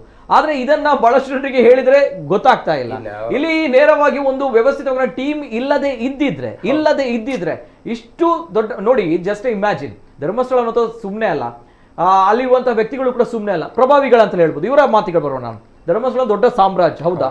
ಸೊ ಆ ಸಾಮ್ರಾಜ್ಯದ ವಿರುದ್ಧ, ಆ ಪ್ರಭಾವಿಗಳ ವಿರುದ್ಧ ಆ ಲೆವೆಲ್ ಅಲ್ಲಿ ಫೈಟ್ ಮಾಡ್ತಾರೆ. ಇವರು ಸಾಮಾನ್ಯರಾಗಿರ್ತಾರಾ? ಸಾಮಾನ್ಯರಾಗಿರ್ತಾರ? ಜಸ್ಟ್ ಕಾಮನ್ ಸೆನ್ಸ್ ಇಮೇಜಿನ್ ಮಾಡಿದ್ರು ಅವರ ಲೆವೆಲ್ಗೆ ಇವರು ರೀಚ್ ಆಗ್ತಾರೆ ಅಂತಲಾದ್ರೆ ಇವರು ಯಾವ ಸಾಮ್ರಾಜ್ಯದಲ್ಲಿ ಗಮನಿಸಬೇಕಲ್ವಾ? ಈಗ ಇದರ ಮಧ್ಯದಲ್ಲಿರುವವರೆಲ್ಲ ಹುಳ ಹುಪ್ಪಡಿಗಳು, ಅವುಗಳೆಲ್ಲ ಈ ಪ್ರಕಾಶಕ್ಕೆ ಬಂದು ಬಿದ್ದು ಸಾಯ್ತಾವಲ್ಲ, ಆ ಸ್ಥಿತಿಯ ಒಂದು ಸ್ವರೂಪ ಆಯ್ತಿದು. ಈ ಎರಡೂ ಕಡೆಯಲ್ಲಿ ಈಗ ಒಬ್ಬರದ್ದು ನೀವು ಎದುರು ಹಾಕೊಳ್ತೀರಿ ಅಂತಲಾದ್ರೆ ನಿಮ್ಮ ತಾಕತ್ತನ್ನು ನೀವು ಪ್ರಶ್ನೆ ಮಾಡಿಕೊಂಡೇ ಹೋಗುವವರು ತಾನೇ. ಈಗ ನಾವು ಏನು ಹೇಳ್ತಾ ಇರೋದು, ಈ ಸಂಶಯಗಳು, ಈ ರೀತಿಯ ಊಹಾಪೋಹಗಳು ಯಾಕೆ ಹುಟ್ಟುತ್ತಾವೆ ಅಂತಂದ್ರೆ ನಮ್ಮ ಮೇಲೆ ನಮಗೆ ಭರವಸೆ ಇಲ್ಲ ಎನ್ನುವ ಕಾರಣದಿಂದ. ಈಗ ಸ್ವಯಂಭೂ ನಮ್ಗೆ ನಮ್ಮ ಮೇಲೆ ಭರವಸೆ ಇದ್ರೆ ನಮ್ಗೆ ಇನ್ನೊಬ್ಬರ ಮೇಲೆ ವಿಶ್ವಾಸ ಖಂಡಿತ ಬರುತ್ತೆ. ಈಗ ಎಷ್ಟೋ ಮನೆತನಗಳಲ್ಲಿ ಹಿಂದೆ ಎಲ್ಲ ಕರ್ತವ್ಯಕ್ಕೆ ಅಂತ ಜನ ಇಡ್ತಾ ಇದ್ರು ಮನೆ ಕೆಲಸದಲ್ಲಿ, ಆಮೇಲೆ ನಮ್ಮ ಕೃಷಿ ಕೆಲಸದಲ್ಲಿ ಅವರನ್ನೆಲ್ಲ ನೇಮಕ ಮಾಡ್ತಾ ಇದ್ರು. ಈ ರೀತಿಯಲ್ಲಿ ನೇಮಕ ಮಾಡ್ತಾ ಇರುವಾಗ ಅವರು ಅಡಿಗೆ ಕೋಣೆಯವರೆಗೆ ಬರ್ತಾ ಇದ್ರು. ಇದರ ಅರ್ಥ ಏನು? ನಂಬಿಕೆ ತಾನೇ, ವಿಶ್ವಾಸ ತಾನೇ. ನಾಳೆ ಅವರೇ ಈ ಅನ್ನಕ್ಕೆ ವಿಷ ಹಾಕ್ತಾರೆ ಅಂತ ಏನು ಯಜಮಾನ ಬಯಸಿಕೊಂಡಿದ್ನ? ಹಾಗಿದ್ರೆ ಈ ನಂಬಿಕೆಗಳಲ್ಲಿ ಎಲ್ಲೆಯ ಒಂದು ಘಾಸಿ ಆದ್ರೆ 99ಕ್ಕೂ ಅಂಟಿಸುವುದಾ? ಒಂದು ಸಮಸ್ಯೆ ಎಲ್ಲೋ ಆಗಿದೆ ಅಂತಲಾಗಿ ಅದನ್ನು 99ಕ್ಕೂ ಅಂಟಿಸಿ 100ಕ್ಕೂ 100 ಏನೂ ಇಲ್ಲ ಅಂತ ಹೇಳುವ ಮನಸ್ಥಿತಿಗೆ ನಾವು ಬಂದಿದ್ದೇವೆ ಅಂತ ಅಂದ್ರೆ ಯೋಚಿಸುವ ತಲೆಯೇ ಇಲ್ಲ ಅಂತ ಆಯ್ತಲ್ಲ, ಬುರುಡೆ ಖಾಲಿ ಆಯ್ತು ಅಂತಲ್ಲ ಆಯ್ತಲ್ಲ. ಈಗ ಖಾಲಿ ಬುರುಡೆಯನ್ನೇ ಅಲ್ವ ಇವರೆಲ್ಲ ತಂದು ಎಲ್ಲೆಲ್ಲಿಂದ ಆ ಬುರುಡೆಯನ್ನ ತಂದು ಒಂದು ಕ್ಷೇತ್ರಕ್ಕೆ ಅಪಚಾರವನ್ನ ಮೆತ್ತಿಸುವುದು ಅಂತಂದ್ರೆ ಏನು ಸಾಮಾನ್ಯನ?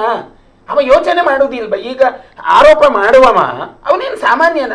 ಅವನಿಗೂ ಯೋಚನೆ ಬೇಕಲ್ಲ, ಮುಂದೆ ನನ್ನ ದಾರಿ ಏನು? ಆ ಸ್ಥಿತಿ ಯೋಚನೆ ಇಲ್ಲದೆ ಈ ರೀತಿಯೆಲ್ಲ ಆಗ್ತದೆ ಅಂತಲ್ಲ. ಆದ್ರೆ ಆ ಸುಜಾತ ಪ್ರಕರಣವನ್ನ ನೋಡಿದ್ರೆ ಈಗ ಆ ಮೂಕಜ್ಜಿ ಸುಮ್ಮನೆ ಇದ್ದಾರಲ್ಲ, ಗೊತ್ತಾ, ನಾವುಗಳು ಬ್ಲೈಂಡ್ ಆಗಿ ನಂಬಿದ್ವಿ. ಆ ಒಂದು ಕಣ್ಣೀರನ್ನ, ಆ ಒಂದು ಅಜ್ಜಿಗೆ ನ್ಯಾಯ ಸಿಗ್ಬೇಕು ಅಂತ ನಾವುಗಳು ನಂಬಿದ್ವಿ. ನಂಬಿಕೆ ದ್ರೋಹ ಮಾಡಿ ಇವತ್ತು ಅವರು ಹೇಳ್ತಾರೆ ನಂಬಿಕೆ ದ್ರೋಹ ಮಾಡಿಬಿಟ್ರು. ಆ ನಂಬಿಕೆ ದ್ರೋಹ ಬಗ್ಗೆ ನಾನ್ ಮಾತಾಡಿದಾಗ ನಮ್ಗಳಿಗೆ ಎಗೇನ್ಸ್ಟ್ ಬೈ ಹೇಳ್ತಾರೆ. ಅರ್ಥ ಆಗಲ್ಲ ಎಲ್ಲಿವರೆವಿಗೆ ಅಂತಂದ್ರೆ, ಈಗ ನಾವಿಲ್ಲಿ ಚರ್ಚೆ ಮಾಡಿದಾಗ ಕಮೆಂಟ್ ಮಾಡುವವನಿಗೆ ನಮ್ಮ ವ್ಯಕ್ತಿಗತ ಚಾರಿತ್ರ್ಯ ಹನನ ಮಾಡ್ಕೊಂಡು ಬರೀತಾನೆ. ಅವನಿಗೆ ಬೇರೆ ಕೆಲಸ ಇಲ್ಲ. ಅವನಿಗೆ ಮೊಬೈಲ್ ಇದೆ, ನೆಟ್ ಪ್ಯಾಕ್ ಇದೆ, ಬೇಕಾದಷ್ಟು ಬರೀತಾನೆ. ಸ್ವಲ್ಪ ಸಮಾಜದಲ್ಲಿ ಬರ್ಲಿ, ಸಮಾಜದಲ್ಲಿ ಅವನು ನೋಡ್ಲಿ ಏನ್ ನಡೀತಾ ಇದೆ, ಕಣ್ಣು ಸ್ವಲ್ಪ ಅಗಲಿಸಿ ನೋಡ್ಲಿ. ನಮ್ಮಲ್ಲಿ ಒಂದು ಗಾದೆ ಇದೆಯಲ್ಲ, ಅರಸಿನ ಮಂಡಿಗೆ ಕಾಯಿಲೆ ಬಂದವನಿಗೆಲ್ಲ ಅರಸಿನ ಕಾಣ್ತದೆ ಅಂತ ಹೇಳ್ತಾರಲ್ಲ, ಆ ಸ್ಥಿತಿಯ ಒಂದು ಸ್ವರೂಪ ಈ ವ್ಯವಸ್ಥೆಗಳು ಸೃಷ್ಟಿಯಾಗಿರುವುದು. ಹಾಗಾಗಿ ನಮ್ಮ ಮನಸ್ಥಿತಿ ಏನು? ಧೈರ್ಯ. ನಮ್ಮಲ್ಲಿ ಹನುಮಂತನನ್ನ ನಾವು ಪ್ರಾರ್ಥನೆ ಮಾಡುವಾಗ ಒಂದು ಶ್ಲೋಕ ಹೇಳ್ತೇವೆ, ಬುದ್ಧಿರ್ ಬಲಂ ಯಶೋಧೈರ್ಯಂ ನಿರ್ಭಯತ್ವ ಮರೋಗತ ಅಜಾಡ್ಯಂ ವಾಕ್ಪಡುತ್ತುವಂಚ ಹನುಮತ್ ಸ್ಮರಣಾತ್ ಭವೇತ್. ಆಂಜನೇಯನನ್ನ ಪ್ರಾರ್ಥನೆ ಮಾಡಿದ್ರೆ ಇಷ್ಟು ಸಿಗ್ತದೆ ಅಂತ ನಮ್ಗೆ ಗೊತ್ತಿದೆ. ಆದ್ರೆ ನಾವು ಟೆಸ್ಟ್ ಮಾಡೋದು, ಹೌದಾ ಸಿಗ್ತದ ಅಂತ ಸಂಶಯದಲ್ಲಿ ಹೋಗುದು. ಸಂಶಯದಲ್ಲಿ ಹೋಗುವವನಿಗೆ ಇದು ಯಾವುದು ಸಿಗುವುದಿಲ್ಲ. ಯಾರು ಧೈರ್ಯದಿಂದ ನನಗೆ ಸಿಗ್ತದೆ ಅನ್ನುವ ಆತ್ಮವಿಶ್ವಾಸದಿಂದ ಹೋಗ್ತಾನಲ್ಲ, ಖಂಡಿತವಾಗಿ ಸಿಗ್ತದೆ. ಇವತ್ತು ಧರ್ಮಸ್ಥಳ ಹೇಗೆ ಬೆಳೆದಿದ್ದು? ಆ ನಂಬಿಕೆ, ಆತ್ಮವಿಶ್ವಾಸ, ಶ್ರದ್ಧೆ. ನನಗಲ್ಲಿಗೆ ಹೋದ್ರೆ ಏನೋ ನನ್ನ ಜೀವನಕ್ಕೊಂದು ದಾರಿ ಸಿಗ್ತದೆ ಅಂತ ನಂಬಿಕೊಂಡು ಬಂದ ಜನ.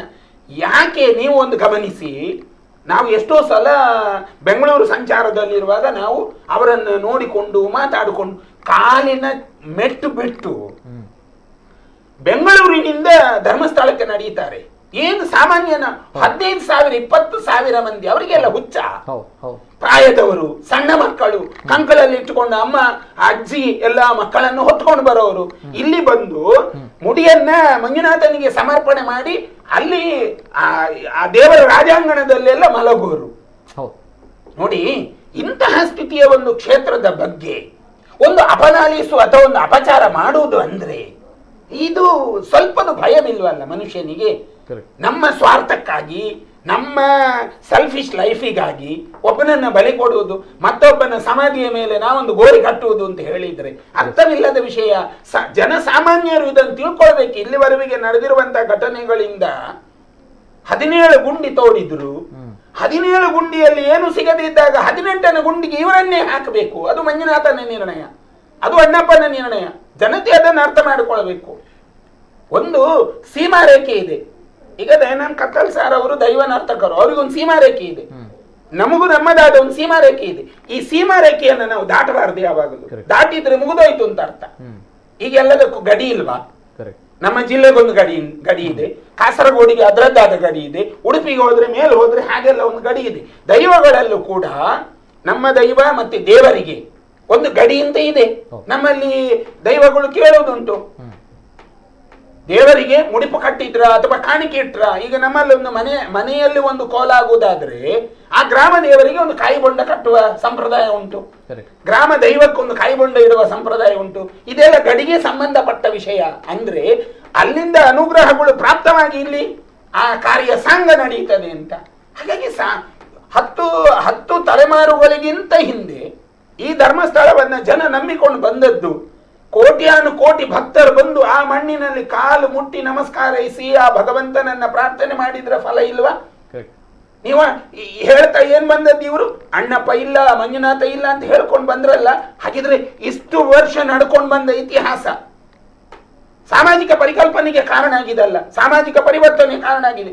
ತುಂಬಾ ಮಧ್ಯವರ್ಜನ ಶಿಬಿರಕ್ಕೆ ನಾವು ಹೋಗಿದ್ದೇವೆ. ನಾವು ಯಾಕೆ ಇದರ ಬಗ್ಗೆ ಮಾತಾಡೋದಿಲ್ಲ ಅಂತಂದ್ರೆ ನಮ್ಗೆ ನೆರೇಟಿವ್ ಕ್ವಶನ್ಗಳು ಹೆಚ್ಚು ಬಂದಿದೆ. ಏನು ಅದೆಲ್ಲ ಮಾತಾಡ್ತಿರಲ್ಲ, ಇದರ ಬಗ್ಗೆ ಯಾಕೆ ಮಾತಾಡುವುದಿಲ್ಲ ಅಂತ ಕೇಳ್ತಾರೆ.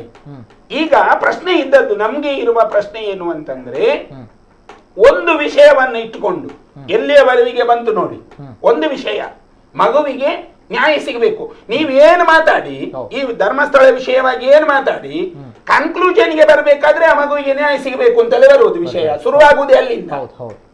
ಆದ್ರೆ ಇಷ್ಟು ಮಾಡಿದ ಅನ್ಯಾಯ ಯಾರು ಕಾಣಲ್ಲ, ಇಲ್ಲ, ಯಾರು ಕಾಣಲ್ಲ. ಎಲ್ಲವೂ ಇದಾಯ್ತು, ಏನು ಅದೆಲ್ಲವೂ ಮುಚ್ಚಿ ಹೋಯ್ತು. ಆದ್ರೆ ಇವತ್ತು ಮಂಜುನಾಥನೇ ಕಣ್ಣು ತೆರೆದ್ರಿಂದ ಸರ್ಕಾರ SIT ರಚನೆ ಮಾಡಿತು.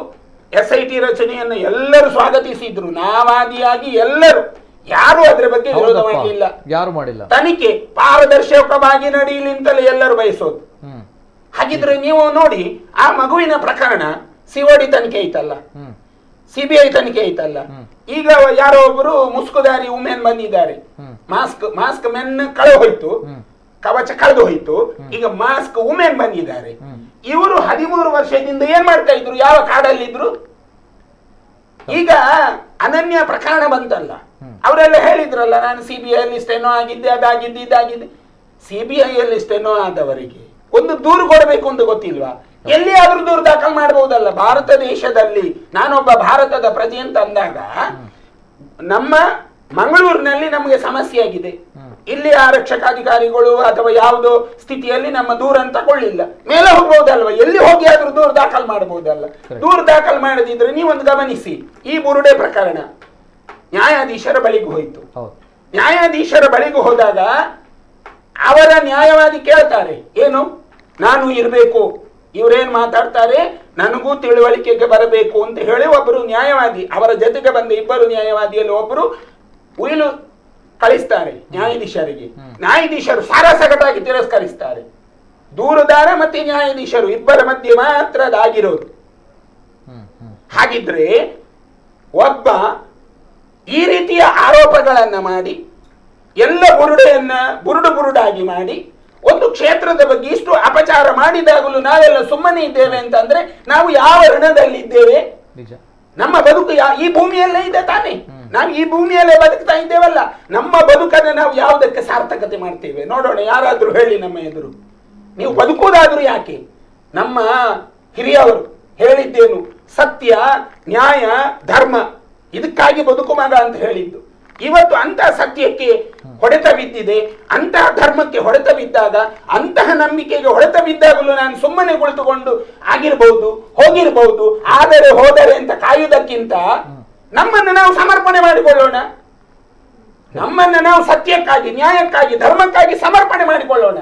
ಬದುಕೇನು ಸಾಧನೆ ಮಾಡ್ಲಿಕ್ಕಿದೆ, ಇದನ್ನು ಜನತೆ ಅರ್ಥ ಮಾಡಿಕೊಳ್ಬೇಕು.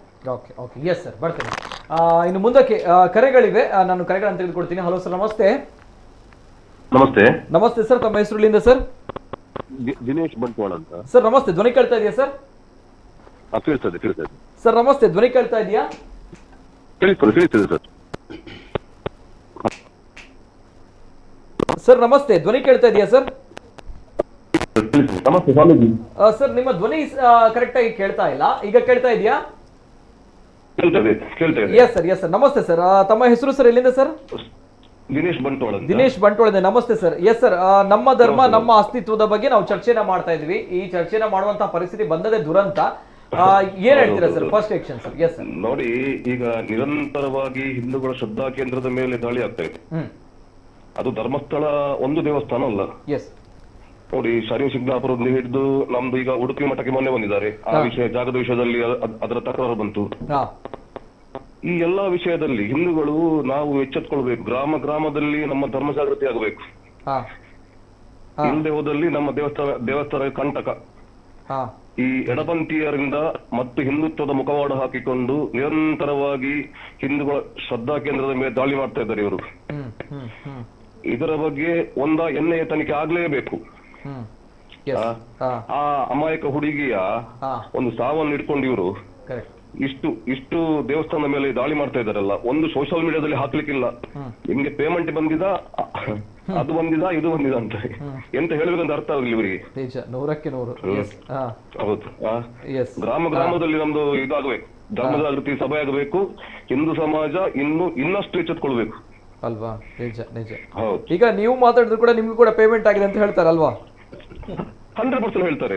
ಸೋಷಿಯಲ್ ಮೀಡಿಯಾದಲ್ಲಿ ಒಂದು ಧರ್ಮಸ್ಥಳ ದೇವರದೊಂದು ಫೋಟೋ ಹಾಕಿದ್ರು, ಶಿವದ ಫೋಟೋ ಹಾಕಿದ್ರೆ ಕಮೆಂಟ್ ಅಲ್ಲಿ ಬರ್ತದೆ, ನಿಮ್ಗೆ ಬೆಸ್ಟ್ ಪೇಮೆಂಟ್ ಎಷ್ಟಾಗಿದೆ ಅಂತ ಕೇಳ್ತಾರೆ ಇವರು. ಈಗ ನಮ್ಮ ಮಂಜುನಾಥ ಸ್ವಾಮಿ ಬಂದಿದೆ ಇವ್ರದ್ದು. ಓಕೆ, ಅಲ್ಲ, ನಮ್ಮ ಮಂಜುನಾಥ ಸ್ವಾಮಿದು ಫೋಟೋ ನಾವು ಸ್ಟೇಟಸ್ ಹಾಕ್ಲಿಕ್ಕೆ ನಾವು ಭಯ ಪಡಬೇಕು, ಆ ಪರಿಸ್ಥಿತಿಯಲ್ಲಿ ಇದ್ವಿ. ಹಾಗಾದ್ರೆ ಆ ಪರಿಸ್ಥಿತಿ ಬಂದಿದೆ ಇಲ್ಲಿ ಅಲ್ವಾ? ಓಕೆ, ಇದು ನಮ್ಮ ಪರಿಸ್ಥಿತಿ. ಈಗ ಯಾಕೆ ಬಂತು ಈ ರೀತಿ ಅಂತ ಬಂದಾಗ, ಎಸ್, ಇದು ದಿನೇಶ್ ಅವರು ಹೇಳುವಂತ ಮಾತು. ಎಸ್ ಸರ್ ಥ್ಯಾಂಕ್ ಯು ಧನ್ಯವಾದಗಳು ಸರ್.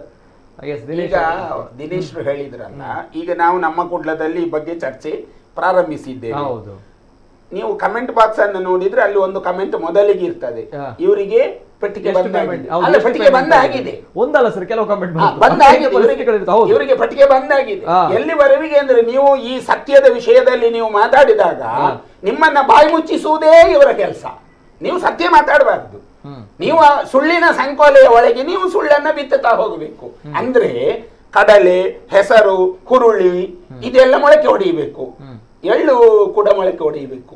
ಆ ರೀತಿಯ ಒಂದು ಪ್ರಯತ್ನ. ಅಲ್ಲ, ನಂಗೆ ಬಹಳಷ್ಟು ಬೇಸರ ಆಯ್ತು. ಯಾಕಂದ್ರೆ ಇವರು ಸತ್ಯವನ್ನ ಹೇಳಿರುವಂತ, ಯಾಕಂದ್ರೆ ಯಾವ ರೀತಿ ಅಂತ ಬಂದಾಗ ಒಂದು ಮಂಜುನಾಥ ಸ್ವಾಮಿಯ ಫೋಟೋವನ್ನ, ಧರ್ಮಸ್ಥಳ ಮಂಜುನಾಥ ಸ್ವಾಮಿಯ ಫೋಟೋವನ್ನ ಹಾಕಿದಾಗ ಆಯ್ತು ಎಷ್ಟು ಪೇಮೆಂಟ್ ಆಗಿದೆ ಅಂತ ಕೇಳುವ ಪರಿಸ್ಥಿತಿಯಲ್ಲಿ ನಾವಿದ್ದೀವಿ.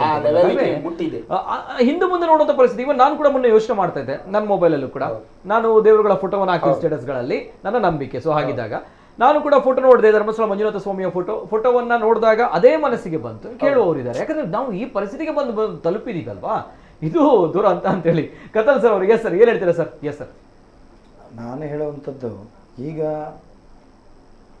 ಈ ಭಯದ ವ್ಯವಸ್ಥೆಯಿಂದ ನಾವು ಹೊರಗೆ ಬರಬೇಕು. ನಾವೆಣಿಸಿದ್ದೇನು ಕಲ್ಲು ಬಿಸಾಡ್ತಾರೆ, ಈಗಲೇ ಆರಂಭ ಆಗಿದೆ. ನನಗಿದು ಯಾವಾಗ ಮತ್ತೆ ಕೂಡ ಹೊರಗೆ ಬರಬೇಕು ಅಂತ ಅನಿಸಿದೆ. ಯಾಕಂದ್ರೆ ನಾನು ಇದಕ್ಕೋಸ್ಕರ ನೀವು ಸುಮ್ಮನೆ ಇರಬೇಕು ಅಂತೇಳಿ ನನ್ನ ಎಲ್ಲ ಹಿತೈಷಿಗಳು, ನಾನು ಅಕಾಡೆಮಿ ಅಧ್ಯಕ್ಷನಾಗಿರುವಾಗ ಯಾವ ರೀತಿ ನನಗೆ ತುಳಿತಾದಾಗ ಯಾರು ಕೂಡ ನಮ್ಮ ಸಹಕಾರಕ್ಕೆ ಬರೋದಿಲ್ಲ. ನಮ್ಮ ಆತ್ಮಶಕ್ತಿ ಮಾತ್ರ ನಮಗೆ, ನಮ್ಮ ಒಳ್ಳೆತನ ಏನಿದೆ ಅದೆಲ್ಲ ನಮಗೆ ಮಾತ್ರ ರಕ್ಷೆ ಆಗುವಂಥದ್ದು.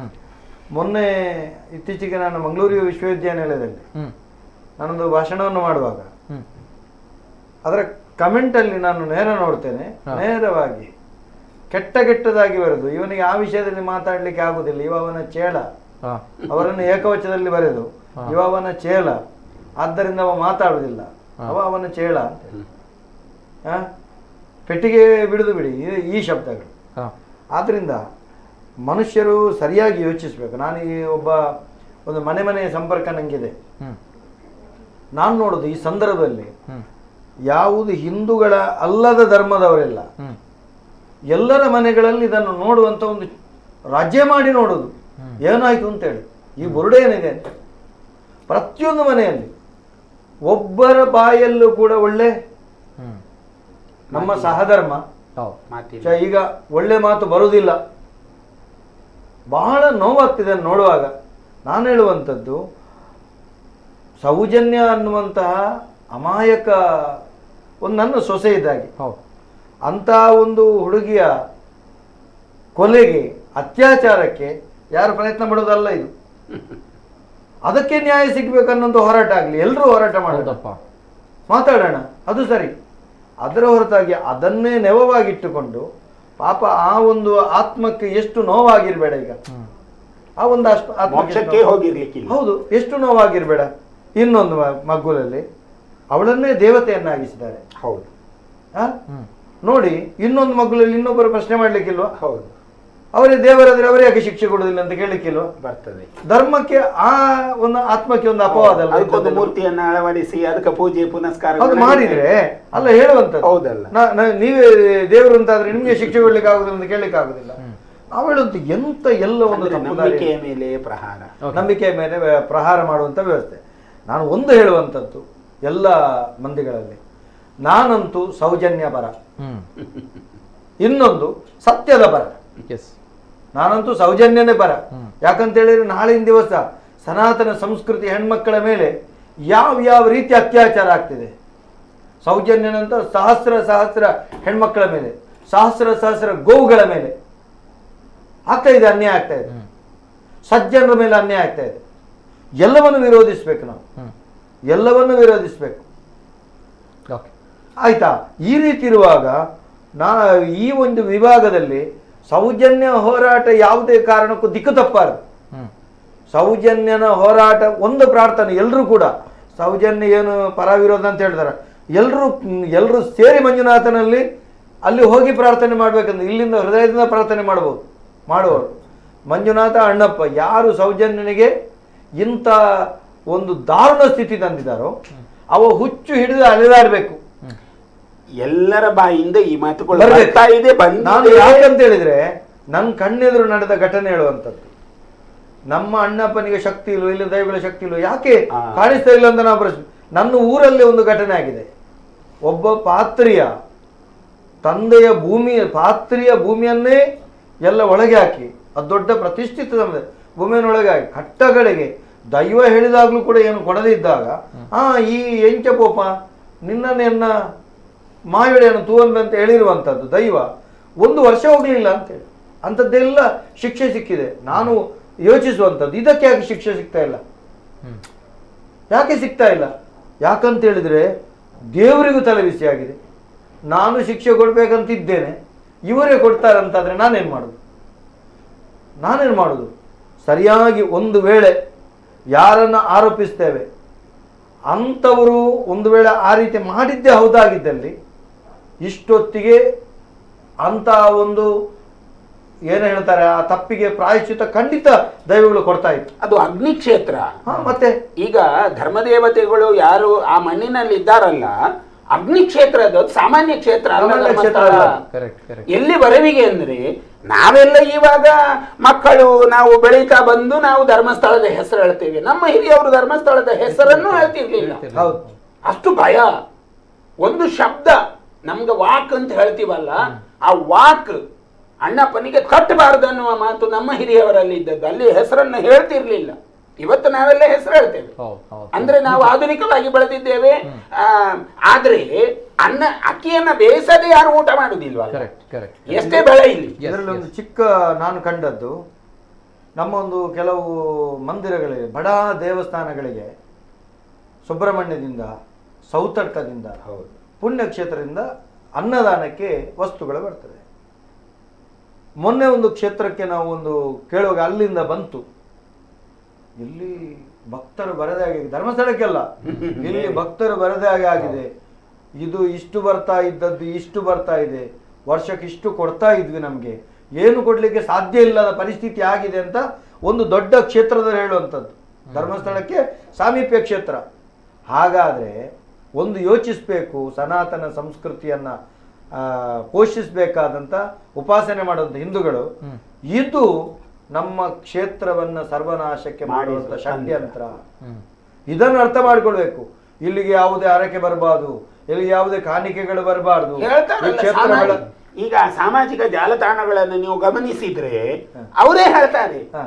ಈಗ ಯಾವ ಮಗುವನ್ನ ನಾವು ಉಲ್ಲೇಖ ಮಾಡಿದೀವಲ್ಲ, ಆ ಮಗುವಿನ ತಾಯಿಯೇ ಹೇಳ್ತಾರೆ, ನೀವೆಲ್ಲ ಬನ್ನಿ, ತೊಂದರೆ ಇಲ್ಲ, ಹುಂಡಿಗೆ ಹಣ ಹಾಕಬೇಡಿ ಅಂತ ಅವರೇ ಹೇಳ್ತಾರಲ್ಲ. ಹಾಗಿದ್ರೆ ಈ ಮಟ್ಟಕ್ಕೆ ಯಾಕೆ ಬಂತು? ಬರ್ತೇನೆ ಸರ್. ಮತ್ತೊಂದು ಕರೆ ಇದೆ. ಹಲೋ ಸರ್, ನಮಸ್ತೆ. ನಮಸ್ತೆ ಸರ್, ತಮ್ಮ ಹೆಸರುಲಿಂದ ಸರ್? ದೀಪು ಶೆಟ್ಟಿಗರು. ನಮಸ್ತೆ ಸರ್. ನಮಸ್ತೆ, ಮಾತಾಡಿ ಸರ್. ಏನ್ ಹೇಳ್ತೀರಿ? ಇದು ಬೆಳವಣಿಗೆ ಏನು ಗೊತ್ತಾ, ನಾವು ಲಾಸ್ಟ್ ಟೈಮ್ ಸೇಮ್ ಮ್ಯಾಟರ್ ಬಗ್ಗೆ ಮಾತಾಡಿದೆವು. ಎಸ್. ಆಗ ಏನಾಯ್ತು ಅಂತ ಹೇಳಿದ್ರೆ ಅಜ್ಜಿದು ರಿಪೋರ್ಟ್ ಬರ್ಲಿಲ್ಲ, ಅಜ್ಜಿದು ರಿಪೋರ್ಟ್ ಬರ್ಲಿ ಆಮೇಲೆ ಮಾತಾಡಿ, ನಿಮ್ಗೆ ಯಾರು ಮೊದ್ಲೇ ಮಾತಾಡ್ಲಿಕ್ಕೆ ಹೇಳಿದಂತೆಲ್ಲ ಕ್ವಶನ್ ಮಾಡಿದ್ರು. ನಿಜ. ಈಗ ಅಜ್ಜಿ ಅಂತ ಹೇಳಿದ್ರು, ಎಲ್ಲ ಸುಳ್ಳು ಮಾಡಿದವರು ಎಂತ ಮಾಡ್ತಾರೆ ಈಗ? ಇಲ್ಲ, ಈಗಲೂ ಕೂಡ ಅಜ್ಜಿಯ ಪರ ಅನುಕಂಪ ಇದೆ, ಬೇರೆ ಕಡೆ ಅನುಕಂಪಗಳೇ ಇಲ್ಲ. ಇದು ಗೊತ್ತಿಲ್ಲ ಯಾಕೆ ಅನ್ನೋದು. ಆ ಬಗ್ಗೆ ಯಾರು ಕೂಡ ಪ್ರತಿಭಟನೆಗಳಿಲ್ಲ, ಕೋಪ ಇಲ್ಲ, ಆಕ್ರೋಶ ಇಲ್ಲ. ಎಸ್ ಸರ್, ಮಾತಾಡಿ. ಅದೇ ಬೇಜಾರಂತ ಗೊತ್ತಾ, ಇವರಿಗೆ ಸತ್ಯ ಅಸತ್ಯ ಯಾವುದಂತ ಒಂದು ಇಟ್ಕೊಂಡು ನ್ಯಾಯ ತಗೊಳ್ಬೇಕೆಂಬಂತ ಉದ್ದೇಶವೇ ಇಲ್ಲ. ಕರೆಕ್ಟ್, ನಿಜ. ಸುಳ್ಳು ಸಾಕ್ಷಿಗಳನ್ನು ಇಟ್ಕೊಂಡು ನ್ಯಾಯ ಸಿಗ್ತದೆ ಎಂಬುದು ಇವರ ಕನಸು. ಮತ್ತೆ ಇವರಲ್ಲಿ ಸಾಕ್ಷಿ ಇದೆ, ಆ ಸಾಕ್ಷಿ ಪ್ರೊಡ್ಯೂಸ್ ಮಾಡಿ ಅಂತ ಹೇಳಿದಾಗ ನಮ್ಗೆ ಒಟ್ಟಾರೆ ಬೈತಾರೆ ಅಂತ ಹೇಳಿದ್ರೆ, ಇವರ ಹತ್ರ ಸಾಕ್ಷಿ ಇಲ್ಲದೆ ನಾನು ಇವಾಗ ಯಾವ ರೀತಿ ನ್ಯಾಯ ತಂದು ಕೊಡ್ತಾರೆ ಅಂತ. ಈಗ ಕೋರ್ಟಿಗೆ ಹೋದ ಕೂಡಲೇ ಅವರು ಕೊಲೆ ಮಾಡಿದ್ದಾರೆ, ಇವರು ಕೊಲೆ ಮಾಡಿದ್ದಾರೆ ಅಂತ ಹೇಳಿದ ಕೂಡಲೇ ಅಲ್ಲಿ ಕೋರ್ಟ್ ಏನು ಶಿಕ್ಷೆ ಕೊಡುದಿಲ್ಲ. ಅದಕ್ಕೆ ಬೇಕಾದ ಸಾಕ್ಷಿ ಬೇಕು. ಹಾಗೆ ಯಾರು ಯಾರ ಮೇಲೆ ಕೂಡ ಅಪವಾದವನ್ನು ಹಾಕ್ಬಹುದು. ನಾವ್ ಈ ಕೆಲಸವನ್ನು ಏನ್ ಮಾಡ್ಬೇಕಿತ್ತು, ಸೌಜನ್ಯರನ್ನು ಯಾರು ರೇಪ್ ಮಾಡಿದ್ದಾರೆ ಅದನ್ನು ಸರ್ಕಾರದ ಅಧಿಕಾರಿಗಳು ಕಂಡುಹಿಡಿದು ಅದು ಈ ಸತ್ಯಾಸತ್ಯಗಳನ್ನು ಅವರು ಬಯಲು ಮಾಡುವಂತ ಕೆಲಸ ಮಾಡ್ಬೇಕಿತ್ತು. ಇವರು ಉಳಿದ ಕೇಳ್ತಾರಲ್ಲ, SIT ತನಿಖೆದು ರಿಪೋರ್ಟ್ ಬರ್ಲಿ, SIT ತನಿಖೆದು ರಿಪೋರ್ಟ್ ಬರ್ಲಿ ಅಂತ. ಆದ್ರೆ ಸೌಜನ್ಯರು ಸಹ ಗವರ್ಮೆಂಟ್ ರಿಪೋರ್ಟ್ ಕೊಡ್ಲಿಲ್ಲ ಯಾರು ರೇಪ್ ಮಾಡಿದಂತ. ಇವ್ರು ಯಾಕೆ ಹೆಸರು ತೋರಿಸುದು? ಅದಕ್ಕೆ ಬೇಕಾದ ಸಾಕ್ಷಿಯನ್ನು ಕೊಂಡೋಗಿಡ್ಬೇಕಲ್ಲ. ಇವರ ಹೆಸರು ತೋರಿಸ್ಲಿಕ್ಕೆ ಇವರಿಗೆ ಯಾವ ನೈತಿಕ ಹಕ್ಕಿದೆ? ನಮ್ಗೆ ಹೇಳ್ತಾರಲ್ಲ SIT ತನಿಖೆದು ರಿಪೋರ್ಟ್ ಬರ್ಲಿ, SIT ತನಿಖೆದು ರಿಪೋರ್ಟ್ ಬರ್ಲಿ ಅಂತ. ಹಾಗಾದ್ರೆ ಇದಕ್ಕೆ ಸಹ ಕೋರ್ಟಿಗೆ ಹೋಗಿ ಅದಕ್ಕೆ ಬೇಕಾದ ಸಾಕ್ಷಿ ಕೊಟ್ಟು ಪ್ರೊಡ್ಯೂಸ್ ಮಾಡಿ ಅಲ್ಲ. ಕರೆಕ್ಟ್. ನಾವು ಸಾಕ್ಷಿ ಕೇಳಿದ ಕೂಡಲೇ ನಮ್ಗೆ ಸ್ವಂತದ ಕೆಳಗಿಂದ ಬೈಗುಳಗಳು. ಯಾಕಂತ ಹೇಳಿದ್ರೆ ನಾವು ನಿಲ್ಲಿಸ್ಬೇಕಂತೇಳಿ ಇವರ ಎದುರು ವಾದ ಮಾಡಬಾರ್ದು ಅಲ್ವಾ? ಎಂತ ಇದು ಇವರ ಉದ್ದೇಶ ಇದ? ಮತ್ತೆ ಸೂಟ್ಕೇಸ್ ಬಂದಿದೆ, ಅದು ಬಂದಿದೆ, ಇದು ಬಂದಿದೆ. ಈಗ ಮೂವರು, ಈಗ ಈ ಸರಳಲ್ಲಿ ಕೂತ್ಕೊಂಡ 4 ಮಂದಿ, ನಿತಿನ್ ಅವರನ್ನು ಸೇರಿ 4 ಮಂದಿ ಅದು ನಂಗೆ ವೈಯಕ್ತಿಕ ಪರಿಚಯ ಇದೆ. ಸೂಟ್ಕೇಸ್ ಇಟ್ಕೊಂಡು ಹೋಗುವ ವ್ಯಕ್ತಿಗಳಂತ ಹೇಳಿದ್ರೆ ನಾವು ಅವರು ನಂಬಲ್ಲ. ಯಾಕೆ ಹೇಳಿ?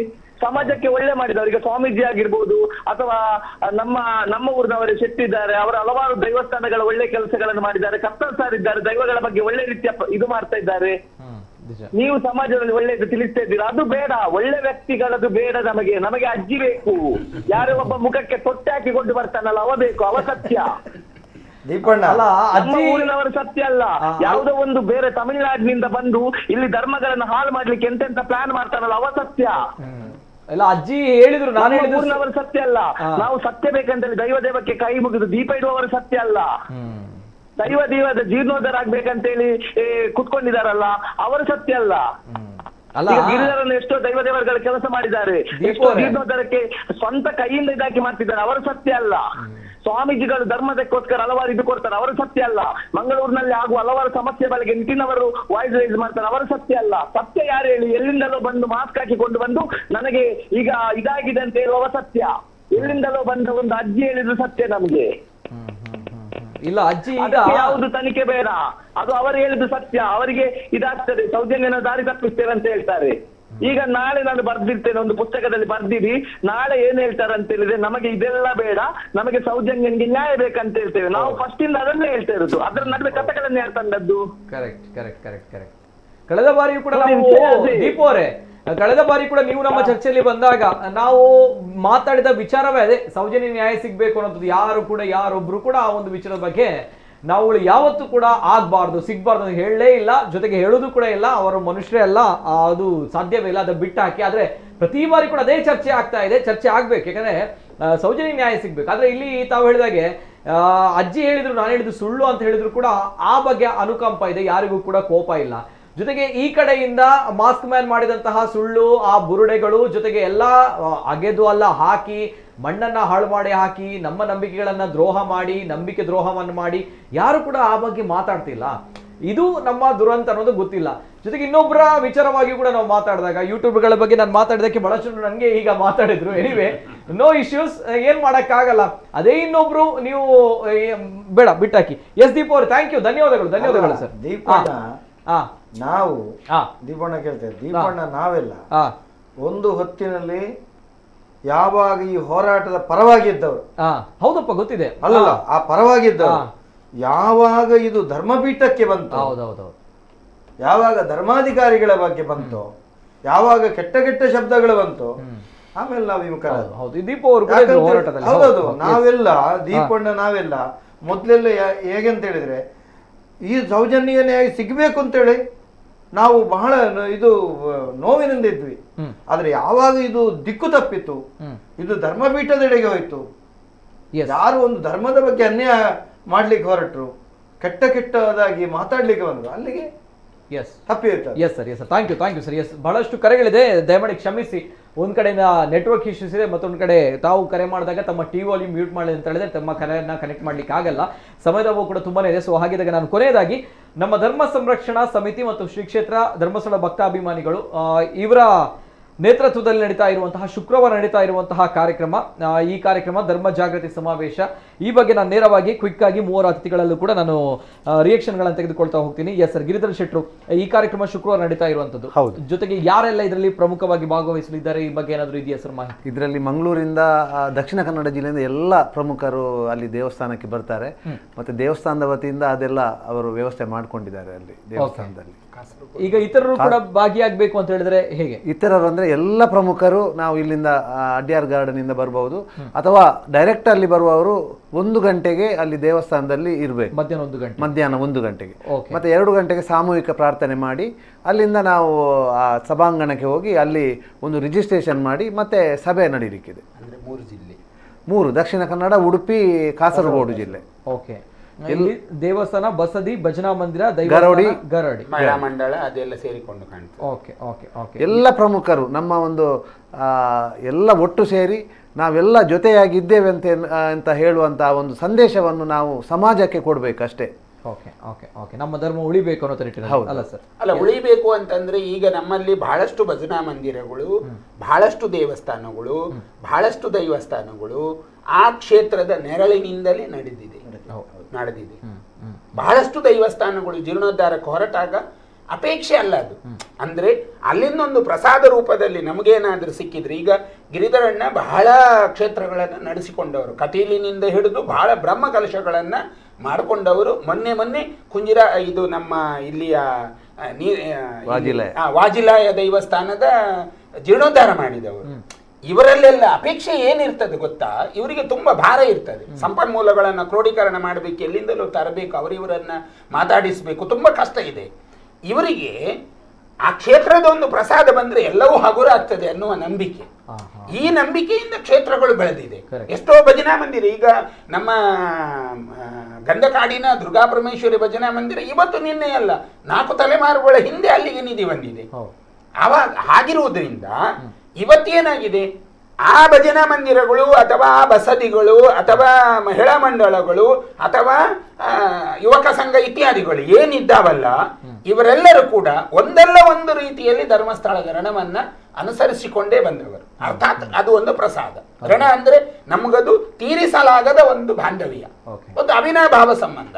ಹಾಗಾಗಿ ಇವತ್ತು ಅವರೆಲ್ಲ ಎಚ್ಚೆತ್ತುಕೊಂಡ ಉದ್ದೇಶ ಏನು ಅಂತಂದ್ರೆ, ಒಂದು ಕ್ಷೇತ್ರವನ್ನ ನಾಶ ಮಾಡುವುದು ಮಾತ್ರವಲ್ಲ, ಒಂದು ವ್ಯವಸ್ಥೆಯನ್ನೇ ನಾಶ ಮಾಡುವ ತಂತ್ರ ಇದರಲ್ಲಿ ಅಡಗಿರೋದು. ಈಗ ಸನ್ಮಾನ್ಯ ಮುಖ್ಯಮಂತ್ರಿಗಳು ಒಂದು ಮಾತು ಹೇಳಿದ್ರಲ್ಲ, ಷಡ್ಯಂತ್ರ ಇದೆ ಅಂತ.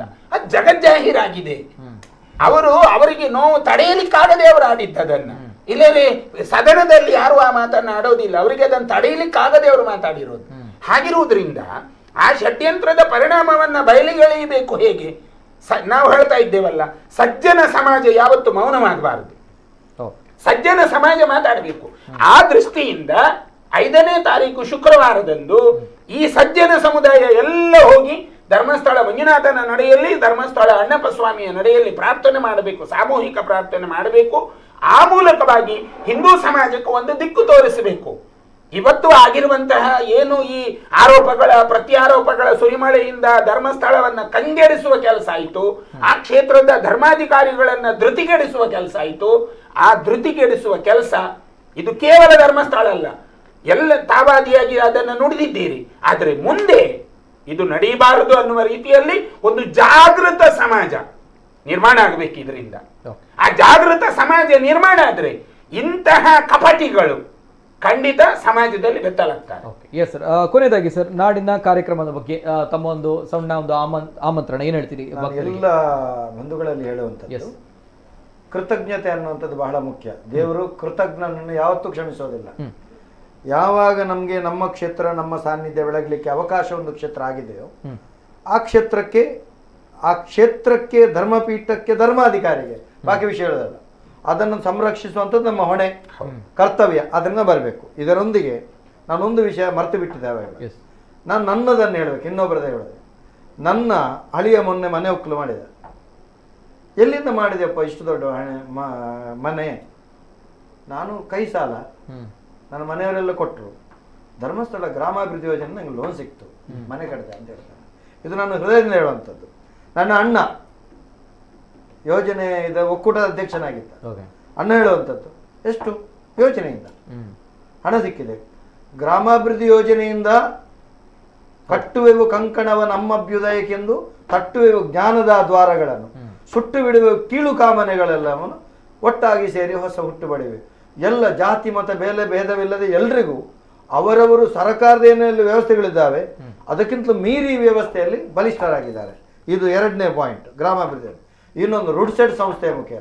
ನಾನು ಹೇಳೋದು ತುಂಬ ಮಂದಿ, ಈಗ ನನ್ನೊಬ್ಬ ಭಾವ ಇದ್ದಾನೆ ಫೋಟೋಗ್ರಾಫರ್, ಅವನ ಸ್ವಲ್ಪ ಅಂಗವೈಕಲ್ಯ ತಂಗಿಗೆ ರುಡ್ಸೆಡ್ ಸಂಸ್ಥೆಯಿಂದ ತರಬೇತಾಗಿ ಅವ್ರಿಗೆ ಉದ್ಯೋಗ.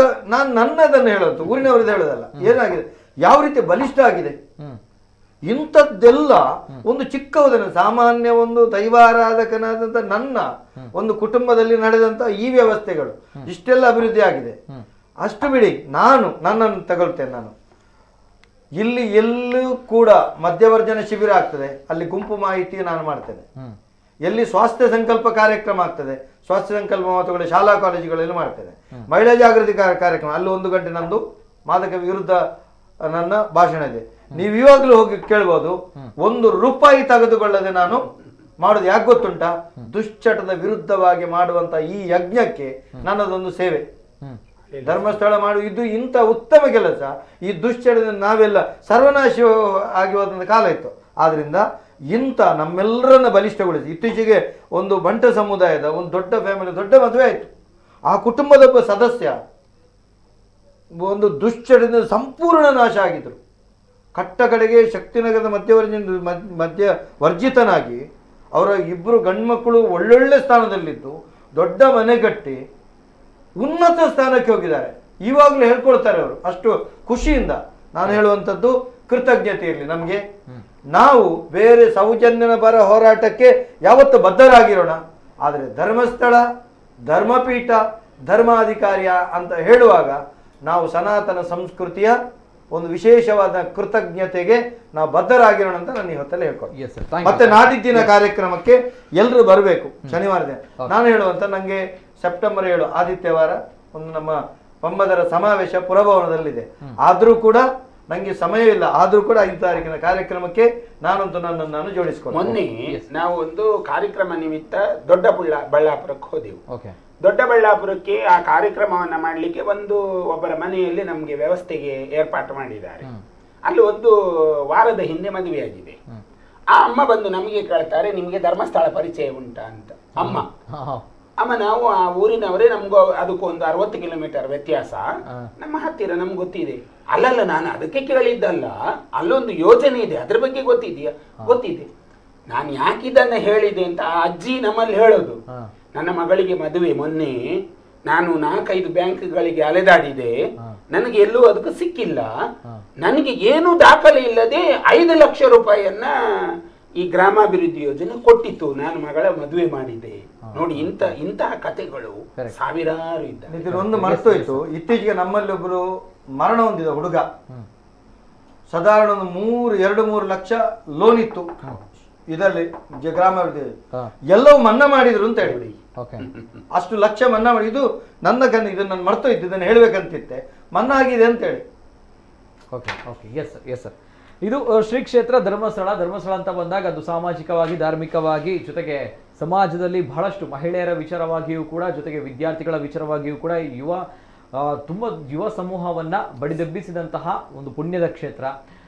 ಹಿಂದೂಗಳಿಗಿರುವಂತಹ ಬಹಳಷ್ಟು ಶಕ್ತಿ ಕೇಂದ್ರ, ನೋ ಡೌಟ್ ಆ ಒಂದು ವಿಚಾರ. ಯಾಕಂದ್ರೆ ಕೇವಲ ಅಲ್ಲಿ ಕ್ಷೇತ್ರವಾಗಿ ಟೆಂಪಲ್ ಆಗಿ ಉಳಿದಿಲ್ಲ, ಅದೊಂದು ದೇವಸ್ಥಾನ, ಅದೊಂದು ಟೆಂಪಲ್ ಅನ್ನೋದಿಲ್ಲ. ಅದರಲ್ಲಿ ಎಲ್ಲವೂ ಕೂಡ ಆರ್ಥಿಕ ಪುನಶ್ಚೇತನ, ಜೊತೆಗೆ ಪ್ರತಿಯೊಬ್ಬ ವ್ಯಕ್ತಿಯ ವ್ಯಕ್ತಿತ್ವ ವಿಕಸನ, ಮಧ್ಯವರ್ಜನದ ಶಿಬಿರದಿಂದ ಹಿಡಿದು ಗ್ರಾಮೀಣ ಅಭಿವೃದ್ಧಿ ಯೋಜನೆಯಿಂದ ಹಿಡಿದು ಹೀಗೆ ಬಹಳಷ್ಟು ಅಂತ ಹೇಳಿದ್ರೆ ಅದು ಹೇಳಕ್ಕಾಗಲ್ಲ. ಆದರೆ ಅದರ ಮೇಲೆ ಕಣ್ಣು, ನೋ ಡೌಟ್. ಯಾಕಂದ್ರೆ ಇಲ್ಲಿದ್ರೆ ಈ ರೀತಿ ಹೇಗಾಗುತ್ತೆ, ಇಲ್ಲಿದ್ರೆ ಇಂತಹ ವಿಚಾರಗಳು ಹೇಗೆ ಬರುತ್ತೆ, ಇಲ್ಲಿದ್ರೆ ಇದರ ಹಿಂದೆ ಇಷ್ಟು ಪ್ರಭಾವಿಗಳು, ಇಷ್ಟು ಶಕ್ತಿಗಳು, ಇಷ್ಟು ಸುಳ್ಳು ಅಥವಾ ಇಷ್ಟೋ ಒಂದು ಸುಳ್ಳು ಕೇಸ್ಗಳು ಹೇಗಾಗುತ್ತೆ ಅನ್ನೋಂಥ ಪ್ರಶ್ನೆಗಳು ಬರುತ್ತೆ ಅಲ್ವಾ. ಅದೇನೇ ಇರಲಿ, ನಾನು ಪ್ರತಿ ಬಾರಿಯೂ ಕೂಡ ಹೇಳುವಂಥದ್ದು, ಪ್ರತಿಯೊಂದು ಕಾರ್ಯಕ್ರಮ ಕೊನೆಯಲ್ಲಿ ಹೇಳುವಂಥದ್ದು, ಪ್ರಥಮದಲ್ಲಿ ಹೇಳುವಂಥದ್ದು ಇಷ್ಟೇ: ಸೌಜನ್ಯನಿಗೆ ನ್ಯಾಯ ಸಿಗಬೇಕು, ಆ ಹೆಣ್ಣು ಮಗುವಿಗೆ ನ್ಯಾಯ ಸಿಗಬೇಕು. ಆ ಹೆಸರಿನಲ್ಲಿ ಒಂದು ಧರ್ಮವನ್ನು ಒಡೆಯುವಂತಹ ವಿಚಾರ ಯಾವತ್ತೂ ಕೂಡ ಆಗಬಾರ್ದು. ಒಂದು ಧರ್ಮದ ನಂಬಿಕೆಗಳ ಮೇಲೆ ಯಾವತ್ತೂ ಕೂಡ ಗದಾಪ್ರಹಾರ ಮಾಡಲಿಕ್ಕೆ ಯಾವತ್ತೂ ಕೂಡ ಹೋಗಬೇಡಿ, ಯಾವತ್ತೂ ಕೂಡ ಒಳ್ಳೆಯದಲ್ಲ. ನಾವುಗಳು ಕೊನೆಯದಾಗಿ ನಂಬಿರುವಂಥದ್ದು ಇಷ್ಟೇ: ಧರ್ಮಸ್ಥಳ ಕ್ಷೇತ್ರದಲ್ಲಿರುವಂತಹ ಮಂಜುನಾಥ ಸ್ವಾಮಿ ಜೊತೆಗೆ ಅಣ್ಣಪ್ಪ ಸ್ವಾಮಿಯನ್ನ. ಮಂಜುನಾಥ ಸ್ವಾಮಿ ಜೊತೆಗೆ ಅಣ್ಣಪ್ಪ ಸ್ವಾಮಿ ಯಾರು ಅನ್ಯಾಯ ಮಾಡಿದ್ದಾರೆ ಅವರಿಗೆ ತಕ್ಕ ಶಿಕ್ಷೆ ಕೊಡ್ತಾರೆ, ನೋ ಡೌಟ್. ಆ ಒಂದು ವಿಚಾರಗಳಲ್ಲಿ ನಂಬಿಕೆ ಇಟ್ಟವರು, ಆ ನಂಬಿಕೆಯಿಂದಲೇ ಈ ಕಾರ್ಯಕ್ರಮವನ್ನು ನಾನು ಕೊನೆಗೊಳಿಸ್ತಾ ಇದ್ದೀನಿ. ಜೊತೆಗೆ ಜಾಲತಾಣಗಳನ್ನು ಉಪಯೋಗ ಮಾಡಿ ಕಮೆಂಟ್ ಮಾಡುವವರು ಸ್ವಲ್ಪ ಆಲೋಚಿಸಿ comment. Yes sir. Anyway sir, ಅದು ಅವರ ಒಂದು ಕೆಲಸಗಳು ಅಥವಾ ಅವರ ಒಂದು ಕಾರ್ಯವೈಖರಿ, ಏನು ಮಾಡೋಕ್ಕಾಗಲ್ಲ. ಕೊನೆಯದಾಗಿ ಒಂದು ಶಕ್ತಿ ನೋಡ್ತಾ ಇರುತ್ತೆ, ಮಂಜುನಾಥ ಸ್ವಾಮಿ, ಅಣ್ಣಪ್ಪ ಸ್ವಾಮಿ. ನಾವು ಅವರುಗಳ ಮೇಲೆ ನಂಬಿಕೆ ಇಟ್ಟು ಬದುಕಿದವರು, ಅದೇ ನಂಬಿಕೆಯಿಂದಲೇ ನಾವು ಮುಂದೆಯೂ ಕೂಡ ಬದುಕ್ತೀವಿ. ಸೊ ಆ ರೀತಿ ಇದ್ದಾಗ ಅದೇ ಒಂದು ನಂಬಿಕೆ, ಅದೇ ಒಂದು ಶಕ್ತಿಗಳು ಆ ಒಂದು ಹೆಣ್ಣು ಮಗುವಿಗೆ ನ್ಯಾಯ ಸಿಗುವಂತಹ ಒಂದು ಆಶೀರ್ವಾದವನ್ನ ಕರುಣಿಸಲಿ. ಜೊತೆಗೆ ಯಾರು ನಮ್ಮ ಧರ್ಮವನ್ನು ಹೊಡೆದು ಹಾಕ್ತಾರೋ, ನಂಬಿಕೆಗಳನ್ನು ಹೊಡೆದಾಕ್ತಾರೋ ಅವರಿಗೆ ತಕ್ಕ ಶಿಕ್ಷೆಯನ್ನ, ತಕ್ಕ ಪಾಠವನ್ನ ಆ ಧರ್ಮ ದೈವಗಳು ನೀಡಲಿ ಅನ್ನೋದು ನಮ್ಮ ಆಶಯ. ಇವತ್ತಿನ ಕಾರ್ಯಕ್ರಮದಲ್ಲಿ ನಮ್ಮ ಜೊತೆ ಶ್ರೀ ರಾಜಶೇಖರಾನಂದ ಸ್ವಾಮೀಜಿ, ವಜ್ರದೇಹಿ ಮಠ ಗುರುಪುರ ಸ್ವಾಮೀಜಿ, ಧನ್ಯವಾದಗಳು. ಅದೇ ರೀತಿ ನಮ್ಮ ಜೊತೆ ಗಿರಿಧರ್ ಶೆಟ್ರು, ಸಂಚಾಲಕರು, ಧಾರ್ಮಿಕ ನೇತರು, ಸರ್ ಥ್ಯಾಂಕ್ ಯು ಸರ್. ಅದೇ ರೀತಿ ನಮ್ಮ ಜೊತೆ ದಯಾನಂದ್ ಕತ್ತಲ್ ಸರ್, ತುಳು ಜನಪದ ವಿದ್ವಾಂಸರು, sir thank you sir, thank you so much sir. ಇದು ಇವತ್ತಿನ ವಿಶೇಷ. ಇದೇ ಶುಕ್ರವಾರದಂದು ಧರ್ಮ ಜಾಗೃತಿ ಸಮಾವೇಶ ಧರ್ಮಸ್ಥಳದಲ್ಲಿ 1 ಗಂಟೆಗೆ ತಾವೆಲ್ಲರೂ ಕೂಡ ಹಾಜರಾಗಬೇಕಾಗಿ ನಮ್ಮ ಸಂಚಾಲಕರು ಜೊತೆಗೆ ಮುಖಂಡರು ಹೇಳ್ತಾ ಇದ್ದಾರೆ. ನಮ್ಮ ಧರ್ಮ ಉಳಿಬೇಕು, ನಮ್ಮ ಧರ್ಮ, ನಮ್ಮ ಅಸ್ತಿತ್ವ, ಧರ್ಮವನ್ನು ಯಾವತ್ತೂ ಕೂಡ ಮರಿಬೇಡಿ ಅಂತ ಹೇಳ್ತಾ ಇದು ಇವತ್ತಿನ ವಿಶೇಷ. ನಿರಂತರ ಎಲ್ಲ ಈ ಶ್ರದ್ಧಾ ಕೇಂದ್ರಗಳ, ಧಾರ್ಮಿಕ ಕೇಂದ್ರಗಳ Yes. ಪ್ರಮುಖರು ಅಗತ್ಯವಾಗಿ ಓಕೆ. ಜೊತೆಗೆ ಒಂದು ವಿನಂತಿ, ಪ್ರಮುಖವಾಗಿ ಈ ಎಲ್ಲ ನಮ್ಮ ಕರಾವಳಿ ಭಾಗ ಅಂದರೆ ದಕ್ಷಿಣ ಕನ್ನಡ, ಜೊತೆಗೆ ಉಡುಪಿ, ಜೊತೆಗೆ ಕಾಸರಗೋಡು, ಜೊತೆಗೆ ಎಲ್ಲ ಭಾಗಗಳ ದೇವಸ್ಥಾನ, ಗರೋಡಿ, ಜೊತೆಗೆ ಭಜನಾ ಮಂದಿರಗಳು, ಜೊತೆಗೆ ಬಸದಿಗಳು, ಇಲ್ಲಿಯ ಪ್ರಮುಖ ಅಧ್ಯಕ್ಷರು, ಪ್ರಮುಖ ಮುಖಂಡರು, ಜೊತೆಗೆ ಭಕ್ತರು ಎಲ್ಲರೂ ಕೂಡ ಈ ಸಂದರ್ಭ ಹಾಜರಿರಬೇಕು. ಯಾಕಂದರೆ ಇದು ಪ್ರಮುಖವಾಗಿ ರಾಜಕೀಯ ಸಮಾವೇಶ ಅಲ್ಲ, ರಾಜಕೀಯ ಜಾಥಾ ಅಲ್ಲ, ಪ್ರಮುಖವಾಗಿ ಇದು ನಂಬಿಕರು, ಜೊತೆಗೆ ನಮ್ಮ ಆಸ್ತಿಕರು, ನಮ್ಮ ಧಾರ್ಮಿಕ ನಂಬಿಕೆ ಇದರ ಮೇಲೆ ಆಗ್ತಾ ಇರುವಂತಹ ಒಂದು ಗದಾಪ್ರಹಾರ. ಸೊ ಹಾಗಿದ್ದಾಗ ನಾವೆಲ್ಲರೂ ಕೂಡ ಒಟ್ಟಾಗಿ ಸೇರಬೇಕು, ಜಾಸ್ತಿ ಸಂಖ್ಯೆಯಲ್ಲಿ ಸೇರಬೇಕು ಅನ್ನೋಂಥದ್ದು ಸಂಚಾಲಕರ ಮಾತುಗಳು. ಎಸ್, ಎಲ್ಲರೂ ಕೂಡ ಒಳ್ಳೆಯದಾಗಲಿ. ಸರ್ವೇ ಜನ ಸುಖಿನೋ ಭವಂತು. ಧನ್ಯವಾದಗಳು.